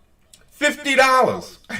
$50. I can't afford to be spending no $50 on no book. Man, I could use that $50 for supplies. Inking 100 pages. Sorry about that, people. Inking clearing my nose, that is. Inking 100 pages takes a lot of pens. So I'm going to need to keep resupplying, and that $50 is going to come in handy. So I can't right now until I get some kind of income, T-shirts, something coming in. I have to keep just being frugal as hell and just being patient and work what I'm working until I can get my story out there, at least one of these stories, because for right now, being that it's just me and you. And a lot of these characters with story time and the ferret are mine. I'm going to be in on this one. I'm going to be in on this one. It's not going to all go to the goddamn, but we will have stories that's all you guys. That's totally you, and that I'm just going to be the maestro of the orchestra. I'm just going to be, waving my stick while all of y'all guys do all of the work. And then all of that money will go to y'all. But being that this bounty hunter mostly my idea, so I got to get something out of it because I'm putting a lot of work into it. So I might as well I got to get something, and it's just me and you right now. Chris hasn't been here. Well, he's been here, so he can get some too. I'm not necessary for me to be too strict as far as that is concerned. But I will be cutting back as far as me adding to new stories. I have to keep my ideas for these stories that I'm already working on. So I'm going to allow you guys to come up with ideas, and I will just work those ideas that you guys give me, and we can work those ideas together. I'll put in my 2 cents, and y'all guys will put in your 5 cents, and my 2 cents will help round out your 5 cents into something that we could call a story, and then we'll get a artist and do everything else we said. So yeah, and now for the updated 2000, this is the 93 version, and this is the 2001 version. He kind of got thinner. He got thinner. He lost weight, and you see how I don't always connect everything. I just leave the indication, for your eye to make the connections. Mm-hmm. For the ribs, that's how I do sometimes. I like to, and this is I like how his horns kind of wrap around his shoulders like that. Yeah, it's almost like a superhero cape, but it's unique. That's what people say. You have to make characters that you can tell who they are from their silhouette. Well, that's why I say this guy is my Wolverine. This is why I've been so protective of him And but nobody else is going to be able to tell the story that I can. Nobody knows who he is, what he is, but me. So nobody knows his full ability set. So this guy is going to be a terror in my story. You guys are going to love him. If I'm going to try to make y'all love him. I'm going to do everything I can to make y'all love him. He's a badass, as bad as they come. Just like Wolverine, he's ready to slice and dice and take names after all of the bodies are butchered. That's how he is. He's one of those dudes who don't care. He really just wants to. He's all about his thing. Dudes who don't care. He really just wants to. He's all about his thing and his people. He ride or die for his people, and everybody else take a back seat. So this is another one that's really one of my more completed drawings. I have to work on putting in backgrounds and stuff like that into my stories more, even though I have some of those that's like that, but they're more rare because, like I said, I was doing a lot of this on the subways, so I didn't have time. I had limited time to get my thoughts out, and so I figured and to get my different body positioning. I was really working on my body positioning and the dynamic poses to show some type of emotions or feeling in my drawings. These are the types of things that I try for. So all of these, like this, there's an energy. There's an energy to this drawing that's not just stagnant. He's not just standing there. He's jumping through the air, and you can see it. So these types of things I want to show. This guy has energy. He's moving. He's not standing there. He looks like he's walking, moving forward. I try to put some kind of energy into my drawings. I just don't have them. There's a pose, a standing pose, but I usually try to put some kind of energy, something that lets him feel like he's more than just standing. So, yeah, that's that. That's for the first dude. The next dude you'll see more females. I have some more females that I want to introduce, like Quill. And she's going to be on the good guy side, part of the gang members. There's more guys that's going to be in his group. With good guys, he's going to have some more representation because they're going to be sort of like a police station in some ways. But that'll be explained in the story, in the book. I can't give away everything. So, yeah, keep an eye out, people, because that's what's going to be coming next. I'm going to be doing a lot more drawing, a lot more updates. I got to work on my women folk. You can see that back then, my women folk were not too persistent or consistent, more consistent. This one didn't come out quite as well as this one, even though I was trying to, but I was struggling with this girl. I remember getting her right was a pain. So I'm better now, though. So like I said, we will see all of these things come to be. You're going to see my action sequences, all of these things. I'm going to start doing panel work so that you can see I can tell stories. I can go from panel to panel and tell a consistent story, even without word balloons. So all of these things are coming next, hopefully by next week, week after. And no more promises, people, that I don't keep, because I don't like making promises, and I've been making promises, and I haven't been keeping them. I haven't. So now back to the videotape. Oh, what's going on, Chris? How are you doing, my man? I'm doing well. I was listening to you guys and talking about those. That was some great artwork with those two women there. I think they look pretty good. But I can see and I really like what you said about the artwork and stuff. stuff, and you're doing really well. Now, why don't you just go to the library and pick it up, or they can do an interlibrary loan and pick up that book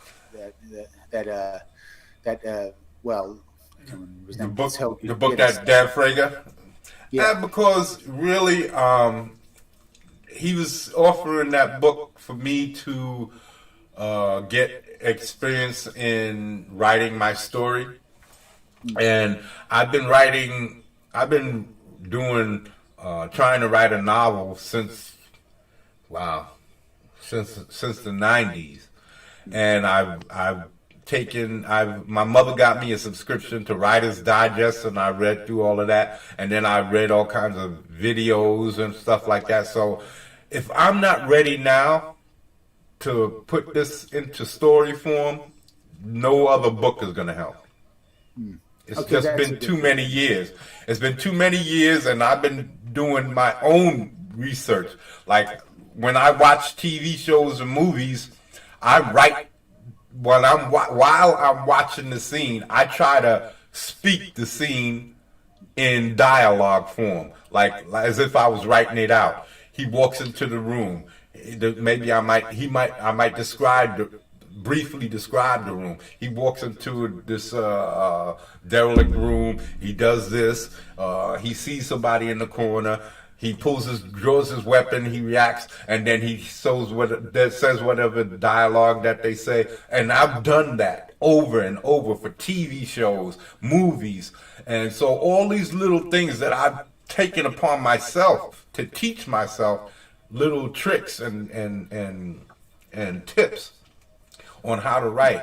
Like I said, I don't think no comic book writing dude is gonna instill. Now I'm probably wrong, because I do have Drawing the Marvel Way, and I've read that. So like I said, that's between all of those, and then the Dan Wells videos that I showed you weeks back. Yep. Between those videos, if I don't know how to tell a story, then there's nothing. Everything really now is left to my drawing. But knowing how to tell a story really is left to me, figuring out pacing and when to throw in fight scenes as opposed to dialogue. To get exposition out there, to let your characters be known who they are as people, because that's storytelling. You can have as much fight scenes as you want. If you're not telling a quality story that lets you know who the characters are, then you're going to fail. You're going to fail.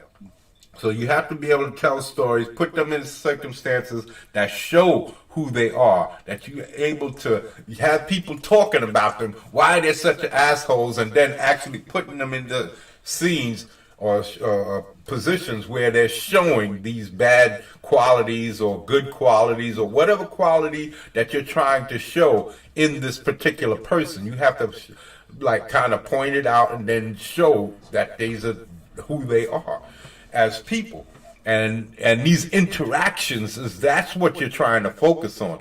The interactions between your characters. You're not focusing on, oh, the bad guy, the good guy, because everybody knows that story. Everybody knows the good guy. That's what I was telling Hot Rebel last week. That Superman, or was it the week before? Superman and Batman are dicks. Good guys are guys that everybody knows who they are already. Superman, you know he's going to be that piece of shit motherfucker who's going to dime you out if you want to go and do something dirty.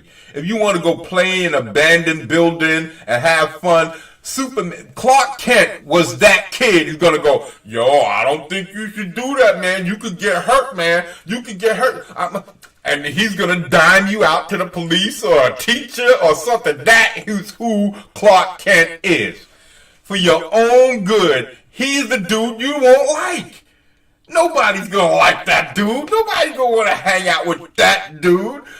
And Batman, come on, he's a billionaire and his parents get killed, and instead of he supports the local police force, what does he do? He dons a dark suit. He figures out every way possible to become the most intimidating force out there. Then he trains himself to learn how to fight every fighting technique to man so that he can be a comparable weapon against bad guys. And then he goes out there himself and just start whipping people's asses back and forth, all because his parents got killed. And like a regular person, they would let the police handle that. But no, not this dick.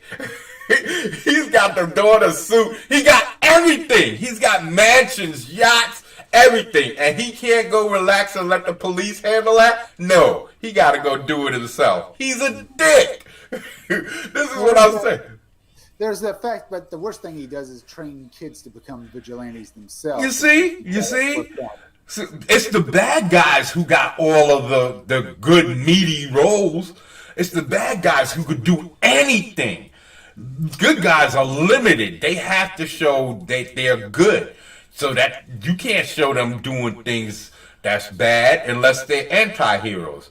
And then there's still a limit that you're not supposed to cross. Yep. With an anti-hero. So the bad guys are the ones that get because they're the ones that bring out all of that good rich shit that the good guys have by being the alter ego to them. They're doing everything that they can to torment this guy and bring him down to destroy the city he loves and the people that he fights for, all of these things. And they can do anything. Anything your evil, wicked little mind can come up with to give to these bad guys, that's what they can do. According to their archetype. Because even they have to have an archetype. You can't let them stray too far from the guidelines that you set up for them. So you can see how that goes with what they've done with Star Wars. Yeah, exactly. You get exactly the point. As soon as they do that, you can see everything go to hell. When you change a character without any real reason for why that character changed, or for why any real reason why this character's getting all of these abilities, or any real reason why this guy refuses to fight for the people he claims to want to fight for, or whatever. If you're not doing it right, if you're half-assing it, if you're not putting all of the explanations out, and at the right times, because sometimes it's just putting the information out at the right time. This creates suspense. This is what The Thing was all about. If you watch The Thing, John Carpenter, The Thing with Kurt Russell versus the Elizabeth, what's her name, Thing from 2011 or 2013, whenever that was, those two different stories because there was no suspense in the second one. Kurt Russell, all of that was suspense. Every second of that movie, you was wondering who was the Thing, where it was coming from next. You know somebody was the Thing because you saw that dog go into the room with that dude and you saw his shadow turn around. So you knew it was a dude with a big bushy head of hair. So it was like that going. There was a few dudes who had big bushy heads of hair. So we was like, okay, that dude, okay. But they didn't have those types of things in the second movie. They didn't have those little suspenseful things that brought you into the movie and had you start going, yo, is it this dude? Oh, that dude got a hair, making you the detective, trying to figure out who's the bad guy. And then when they're doing all of this monster effects, and none of that was digital. Not any of it was digital. Actually, it wasn't digital, but they covered it up in digital stuff. What they did was they went over the original footage that was all practical effects and put digital coloring on it. And that kind of ruined it. Not back then. In the 80s? Back in the original Thing. Yeah, in the 80s. No. Not in the 80s. That was all models and models and little dolls and different things that they built. I thought you were saying that the effects in the Thing 2011 were all practical. No. Those are good. I like the effects. It's just that the story was stupid. Every time the creature usually waits until you're alone to attack. And very, very rarely, unless it's trapped. And this thing was just going off. Every time it felt like it was just going off. I know. It did when it didn't escape. It didn't leave those people alone for a while, but I guess it didn't really have a choice. But it just things like that should have been more build up and stuff like that. Yeah. Maybe it should have. Well, they had just bashed out of that ice. It's a shapeshifter. Couldn't have just maybe. Yeah. I could have just let a piece of itself out and not the entire You know what thing. it was to me? It seemed like in Kurt Russell's version that it was possible that Kurt Russell could win because that humans could actually beat this thing because it didn't come off as stronger than a regular human. It didn't come off as supernatural, only in the fact that it can shapeshift. But other than that, it didn't have superhuman strength. It wasn't just grabbing up 2 or 3 people and trying to throw them around and take them. But in the second one, this thing took out a whole room. It was breaking off arms here and attacked this one, and then it fell, and this big tentacle came out and stabbed another dude in the stomach, and then he merged with him, and then another one got knocked down. The black dude got knocked down at a BC. He got knocked down and taken out. There was so many dudes taking hits left and right, all at one time. And then it went on a hunt after him. It didn't stop. It didn't try to find a place to hide and turn back into a human. No, it just went on a rampage and started taking everybody out. And that's what I'm saying. It made the thing in John Carpenter's version seem more susceptible. Yeah, at the very end, they knew the old guy was a thing because it couldn't have been anything else because they found the spaceship he was working on. Yeah. And then that guy was you can't really say he's an old guy. He's a monster, basically shapeshifted into a human. But he still was hiding. I know he was hiding. He was using tactics to snake up and to get his victims. He wasn't just bashing around. Yeah, he was using guerrilla. He was using guerrilla tactics. He was sneaking up on them, taking them out one by one. Like he knew he couldn't fight them as a group, so he had to be sneaky. He had to protect himself, and that's what they didn't show, and that took away all his suspense. It took away everything from the movie. And that's what I'm saying. When you're making your stories, you got to think of all of these little details because it's those little details that make your story great. Yeah, they're right about that. Very little, didn't do much in that. And they just took the details and they just messed it around and they just gave us the big monster and thinking that'll make everything want to go see it when they should have just had the suspense and the thrill of it. Yeah, tension and suspense that's what gives an action scene its payoff is all that tension that builds up. Because you're building all these other stories in your head while the story is going on. You're trying to figure out all of these things that's happening that the picture is showing you. It's not telling you anything, but it's all these little tidbits that it leads you to think about. And like I said, the dude in the room, you just see his shadow on the wall and the dog goes in there. And right then you say, uh-oh, he's alone. The dog is with him. Uh-oh. and you try from that point forward, you trying to figure out which one of these guys is the thing and how many of them. Yeah, you're right about that. And you wasn't doing that in the second one. The second one, you wasn't thinking about. You was just watching the movie. And that's the difference between those older movies. They involved you. They got you to be involved in the story because just in the way they tell it, you have to involve yourself in order to conceive of what can be coming next. You don't want to be scared and frightened. So you try to think, oh, who's going to pop up next? Who's going to be the next thing and how they're going to win?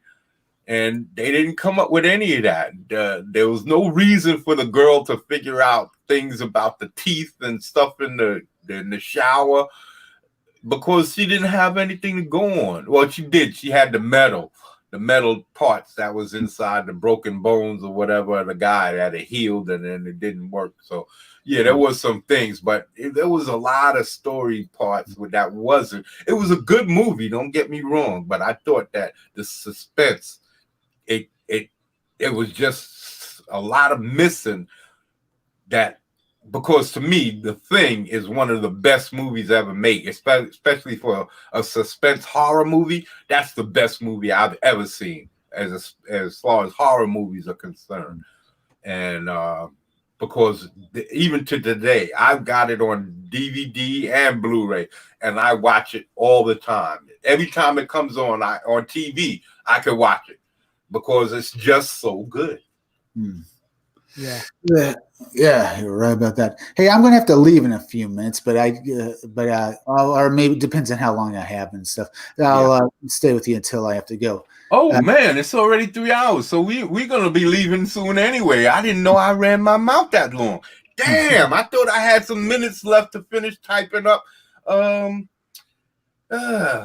it's over. Yeah, so we're gonna be leaving anyway because I'm gonna keep it strict. I thought it was gonna be 2 to 3 hours, and here it is 3:30 already. Man, I'm running my mouth that long. You see, huh? I'm a bad influence. I'm disappointed in you.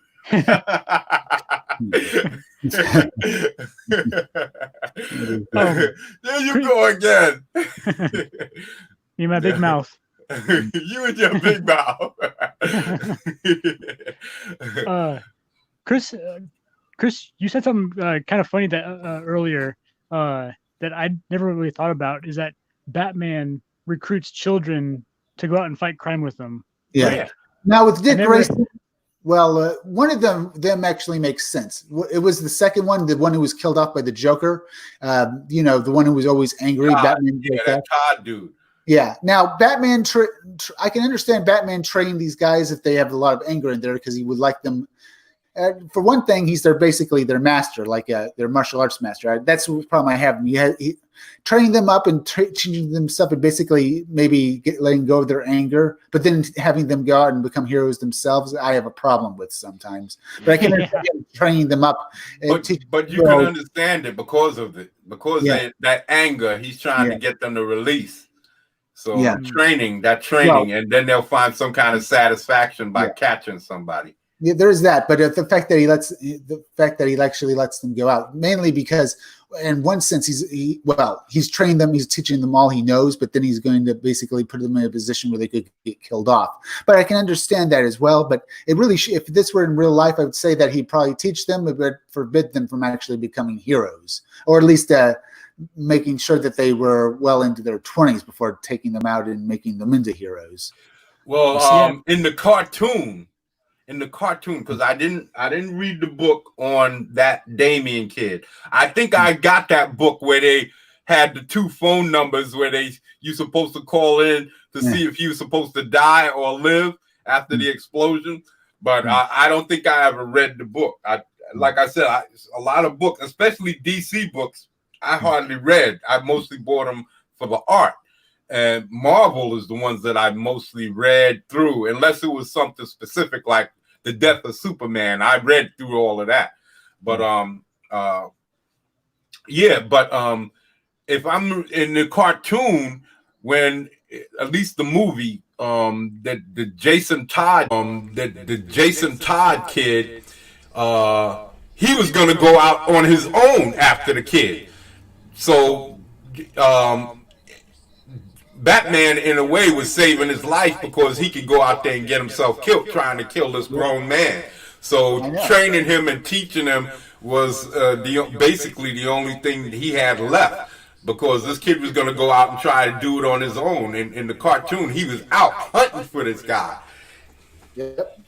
And that's why I'm saying, but the fact that I guess in one sense, teaching him how to survive would have been the best thing to do, because if you can't stop him, at least teach him how to survive at least. Yeah. But the fact is Batman should have basically maybe almost indoctrinated the guy, saying that you should do what I say, but don't go out and get yourself killed. Yeah, well, good luck with that. Good luck with that. Come on, you teaching somebody everything you know, and then once he knows it, you think he's gonna be he was hard-headed in the beginning. Now he has all this extra training. He knows how to fight. He got all of these gadgets and stuff. You think he's gonna listen to you then?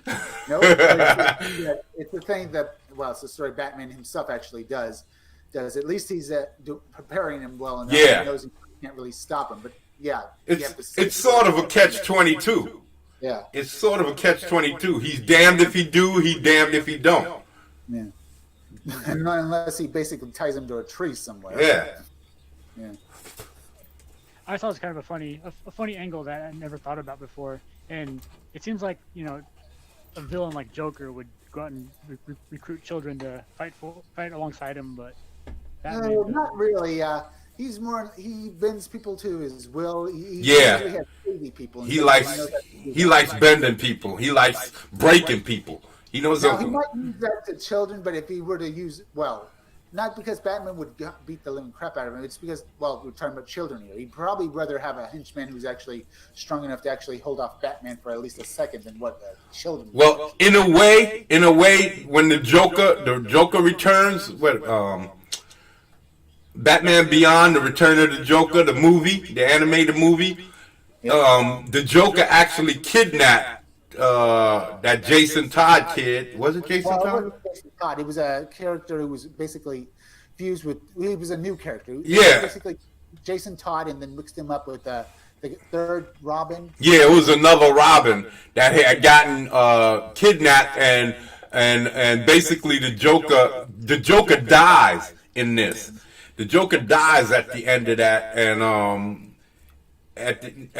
somewhere in the middle, because the kid that he captured was one of Batman's Robins, and he kidnaps him, tortures him, sends him insane, and then sicks him on Batman to try and kill him.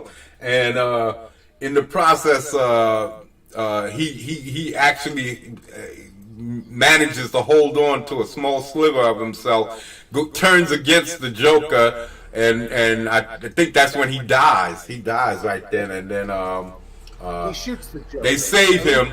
Yeah, he shoots him right in the heart of the head with that gun. Cut where he causes the Joker to fall into this thing where it electrocutes him. Yeah. But that's the one cut of it. The other cut is that he shoots him with a gun. Yeah. But it was good because later on the kid grows up and he had some kind of a chip in his neck with the identity of the Joker in it, and he turned into the Joker. Over the years, he was slowly turning into the Joker, and it was a good story. I like the animated stuff because I really don't like the reading part as much as the visuals. I love the visuals, man. So that's why comic books is my thing, because the visuals, I love looking through the pictures way more than I like the story. But even when I'm looking through the pictures and the story, it looks like the story is so interesting, and then I have to go back and read it. So that's why good art is good for comic books with me, because the art will make me read the book. You're quite right about that, man. They're quite right. It's one of the things that made when Image Comics first came out, their stories at first weren't well. If the story arc went beyond a few issues, sometimes the writing wouldn't be all that great, but the artwork would be great, so they'd still bring some people in. Okay, yeah. But then again, they had to get real writers, and that's why Marvel used to be all about the artists, but then when the artists left, they were all about the writers. But then the writers left, so the artists and Image hired the writers to write for them. Yeah, that was going to be there. So they actually do some good stories then. I heard there were a bunch of Image comics that are actually very good story-wise with the art and stuff after they hired some good writers to come and write for them and stuff. Yeah. Well, I'm going to have to do some more on this. I'm going to do some more on this. Did I share this? Y'all can see the bounty hunters, right? Yep. Okay. Yeah, I'm going to have to finish typing this up off the air. And before next week comes, I'm going to just fill in everything we already know about the bounty hunters. I'm going to put the names in there. I don't have the separate pages like I would like to have. The other program has separate pages, but I'll find something here. I'll find something that I could use for separate page work or whatever. But I'm going to create another page that I can put names and backstories of all of the characters involved. And then different government, like I said before, different governments who might or organizations who might be kidnapping some of these affected people, and you trying to get the serum or the properties that they could use to make super soldiers or of some kind to fortify their troops and all of that type of stuff. So we're gonna put all of that stuff next week. We're gonna stay fortified. Even though I thought I did pretty good this week, I thought I stayed focused on the story, man. I was telling some outside stuff, but it was basically around the storytelling. I don't know how I got so far off so fast. And 3 hours just flew. I can't believe it just went so fast. Damn. Okay, I was supposed to. Yeah, that's your fault. You do it every time. I don't know about you, Hot Rebel. So, let's see. Is the screen black for y'all too? Cause it's looking. Yep. Yeah. What the heck happened? Okay, so we what we was trying to. I think I was trying to show what we're gonna do for next week. We got to get I gotta get the names and everything down, the groups, and this is what I wanted to do. That's right. Let me see. Should I just go online? I think I should just open up a online. Hold on, I'm just gonna open up a tab in my OBS. Online. Okay, display.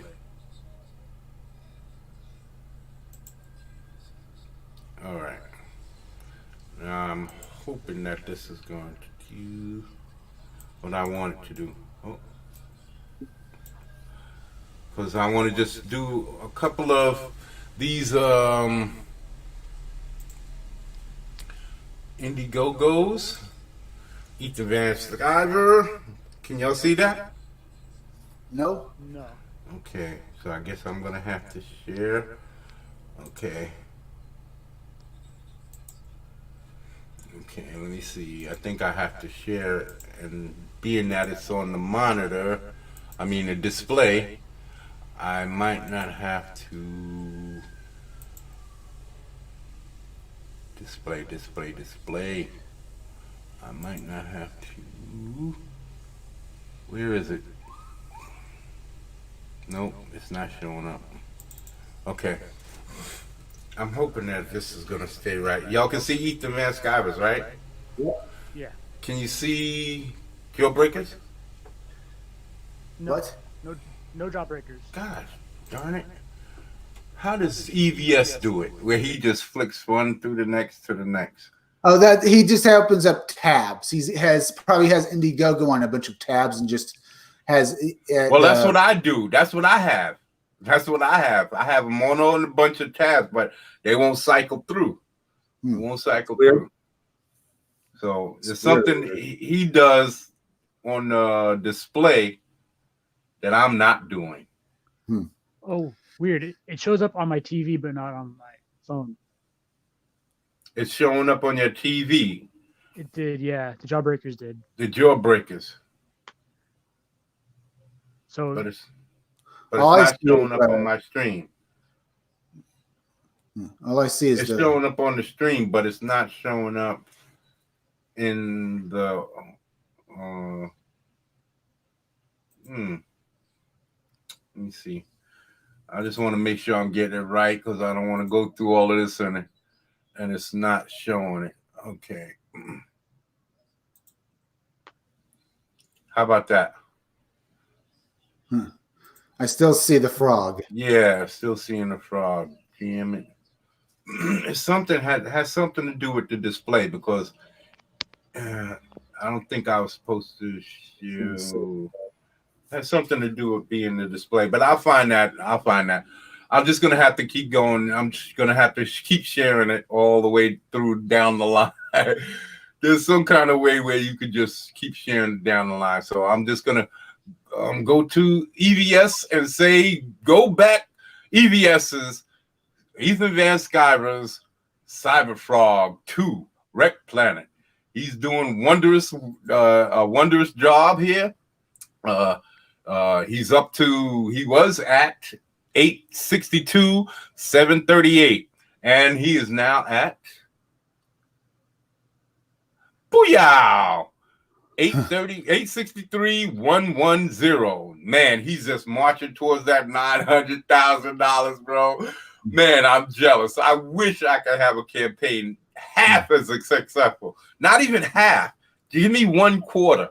1/4 of the success, and I will be doing backflips too. I'll be doing backflips and backflips. I don't know what they'll look like, bro.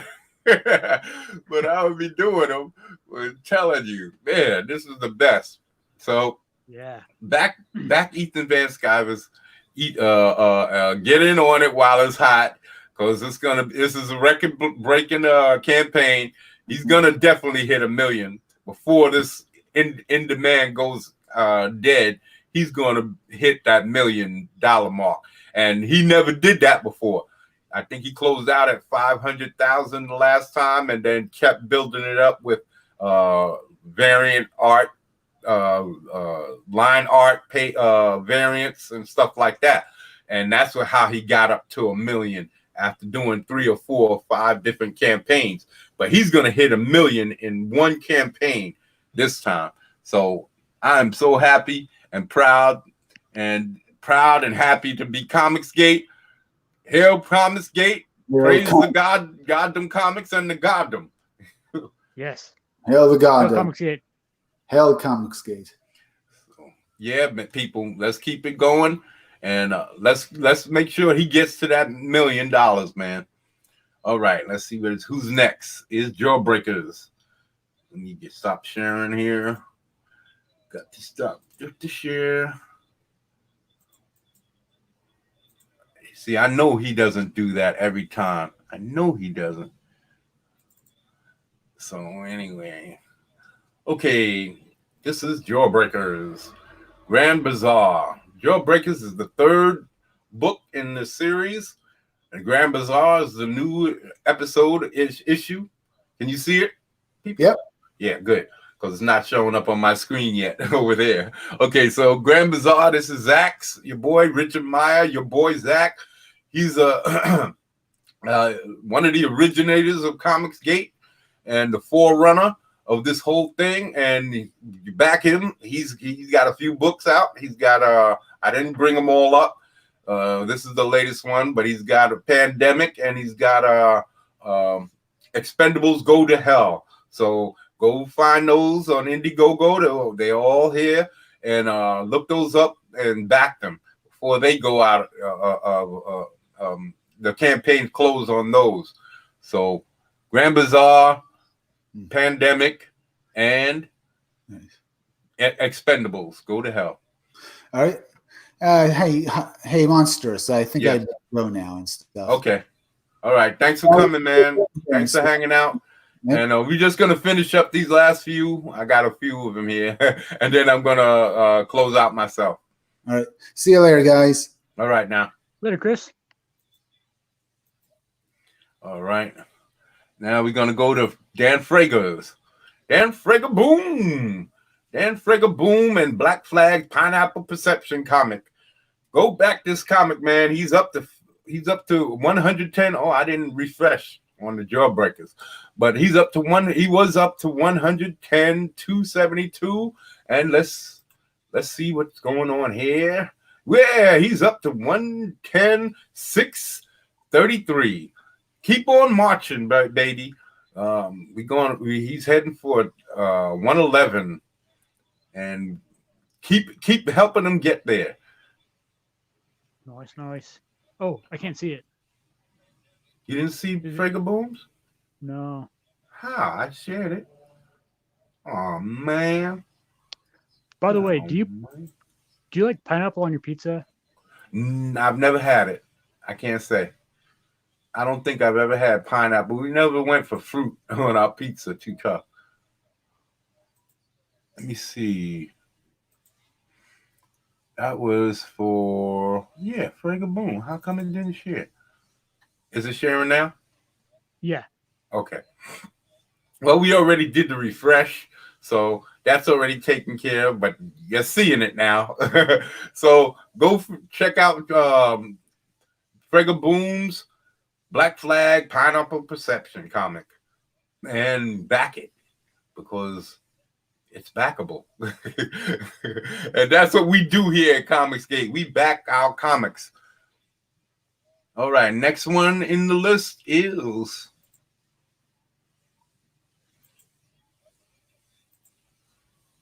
let's see. Oh, let me see if I got, that's what happened. That's what happened. I didn't bring it up first. You got to bring up the page first, and then bring up the page, then go to your tab and click on Another Case of the Littlest Umbrella by that umbrella guy, Thug by Tug. Okay, he's up to 29,507, and let's see the update. He hit 32,662. He is marching forward, baby. This is a good campaign. I would be happy with a campaign like this. This is the second day. He's going to definitely hit 100,000. Definitely. Yeah. He's definitely going to hit 100. He might hit it in the first month. So this is great. I love to see these two campaigns because this is all I'm hoping for. This is all I'm hoping for. I got to build my channel.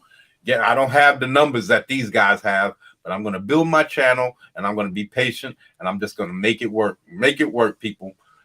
Trust me. And y'all going to love it, maybe, because I'm telling you, this story is good. The story is good. You see in my art, you're going to see it inked. I'm going to be working this week on getting all of that done. So we're going to move on to the next one. Let's get this done with. Let's get this over. I can't believe that I have to go through this every time. But Battle Brick Road, people, by Eric Weathers. Another one. He's the letterer of COMICSGATE, and he's got his second book. Well, second book as far as I know. I know he had the Flying Fortress. Flying Fortress. I was coming to it. The picture was in my head. The name was coming second. And now Battle Brick Road is his second. And it looks good. It looks really good. I'm not going to be going over all the perks and all of that stuff, but I do have to look in here because the artwork is really good. I like what he's done here. I don't know who his colorist is. Was it Kyle who did the colors for that? Let's see. Well, he might have somebody else to do permanent colors, but I think Kyle did do the colors for that page, if I'm not mistaken, because it's really rich. It looks like Kyle's. Farah is at the very bottom of that. Colors. Oh, Farah. Team. Nirmaliza. I'm sorry. Oops.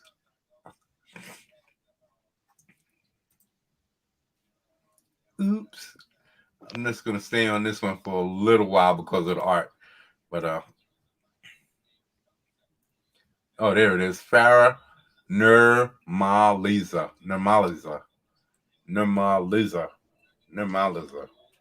I hope that's right.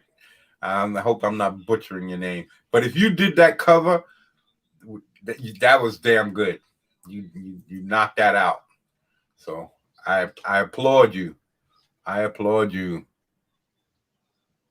I hope mine's is as good when I get to that point in my art.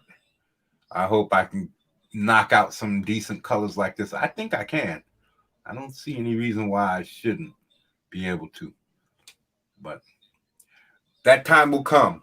On to the next. On to the next one. On to the next one. On to the next. And the nope.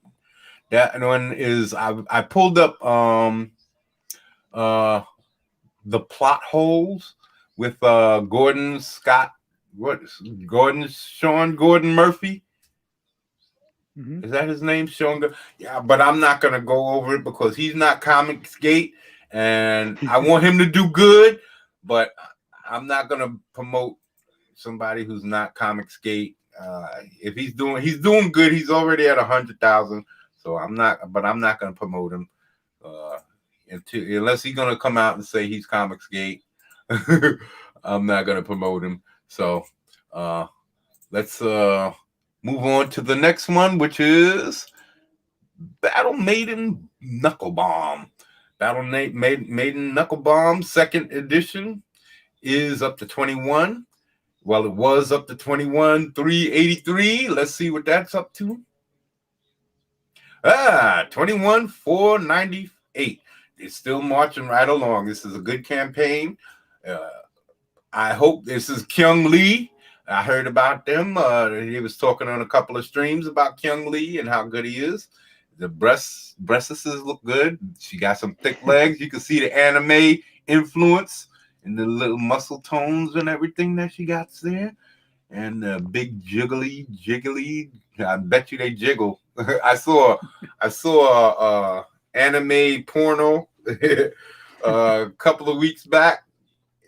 The whole thing was just one sex after the other. It was not a whole lot of story. It was just this kid having these big-breasted women throwing pussy on him, one after the other. He's shy the whole time. Oh, what are we doing? We're not supposed to be doing this. This could be detrimental. We can't do this. This is dangerous. And they just say it's okay and throw it all on them. And like pussy's ever been that easy. But for pornos, so the reason why I brought it up because this girl reminds me of those pornos, the big jiggly bouncing breasts and all of that. So the first, I know that her breasts aren't jiggling, but that's what I see. I see big jiggling breasts. So this looks like good action. And again, we're not going to stay on that. I was just running my mouth, and we can't stay. We only have 4 left. So we're going to move on to Vestige. Vestige is next, people. We're going to bring up Vestige and show you guys how good they've been doing. And here we go. Vestige. It's cracked that $100,000 milady mark, and it's up to 103,503.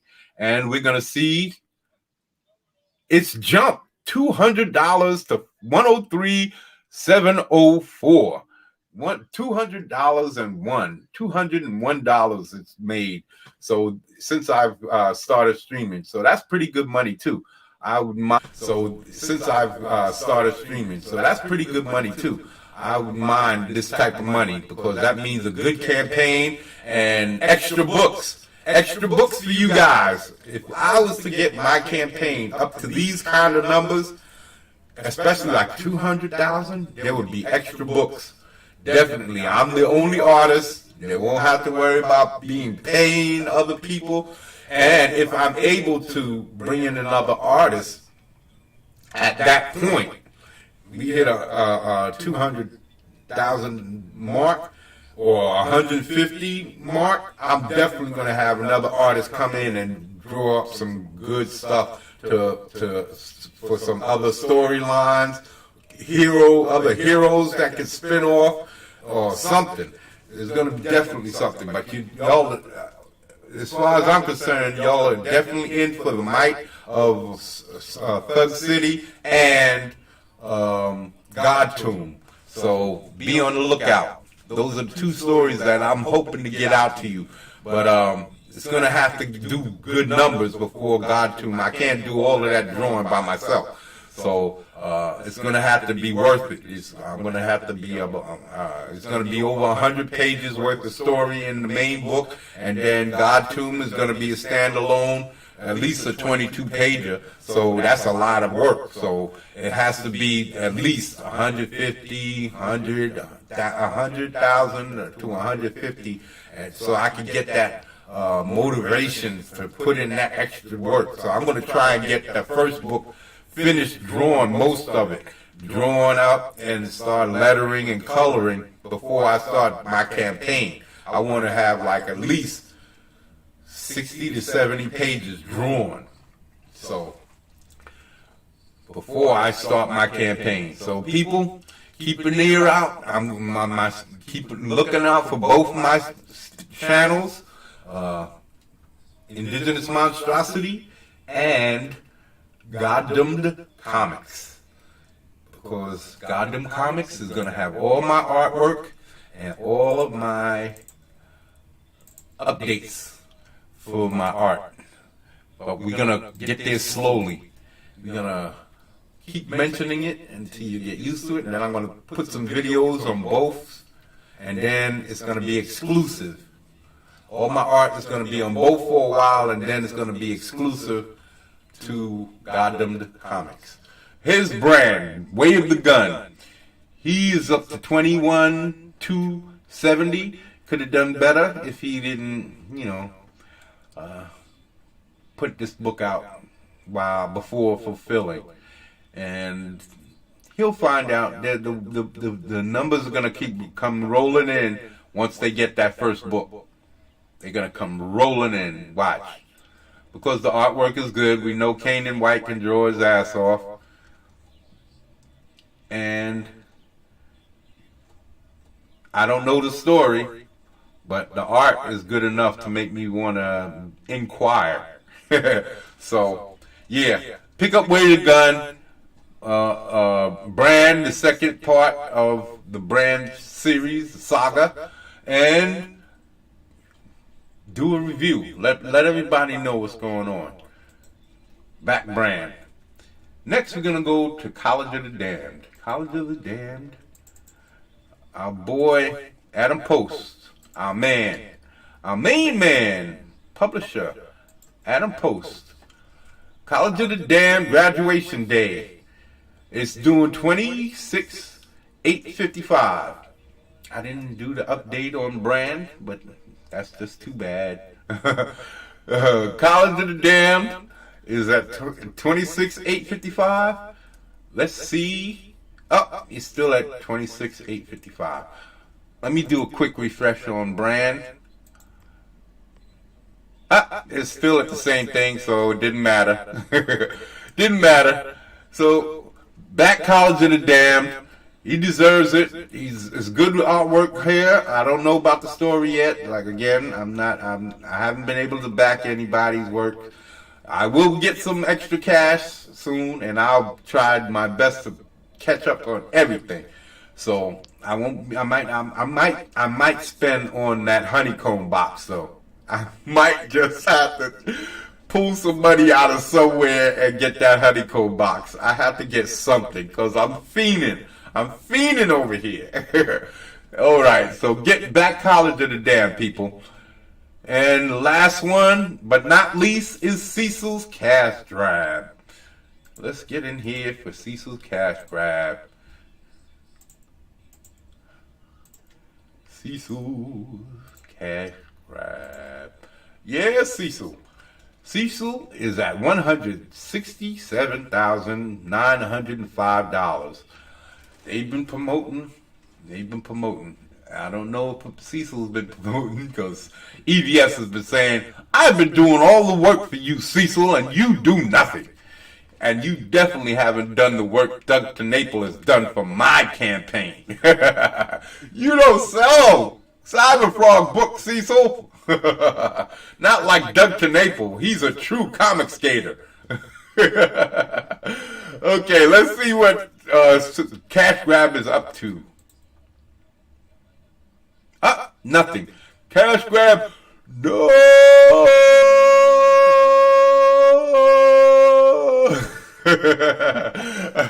That's Cecil's thing. I'm not going to take Cecil's thing.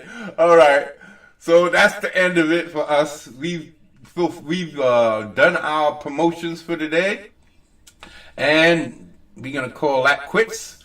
And it's just up for us two to say goodbye. We made it to 4 hours and 8 minutes. Absolutely overgone my limit, but this week I expect to have unlimited streaming time. I've already gone to PayPal to create an account, but I wanted to find out how does the account work. So I went on to YouTube and I looked up PayPal accounts and how they work. And they described that when you get money sent to you, that you have to have a bank account that they could send the money to. So that's what I was concerned about. How was I going to get my money once I started collecting money through PayPal? I didn't understand how that worked. I understand how to pay out through PayPal, but I never understood how I receive money through PayPal. So now I understand that I have to create a banking account specifically for my online stuff, like the Might of Thug City and Gotham Comics or Indigenous Monstrosity or whatever company name that all of this is going to umbrella under. I'm going to have to create a company name and create a bank account specifically for this purpose, so that whenever I get some kind of if I get any type of super chats later on or any type of donations, I'll be able to send my money straight to my banking account through PayPal if necessary or whatever. I'm going to have to figure all of that stuff out because I'm not to that point yet. But I'm learning, and so now that I know this and I'm secure in what's going on, I can put my credit card into PayPal and pay StreamYards through my Indigenous Monstrosity PayPal account. That's why it's taken me so long. I'm a little slow. I'm a boomer. I'm a banger. So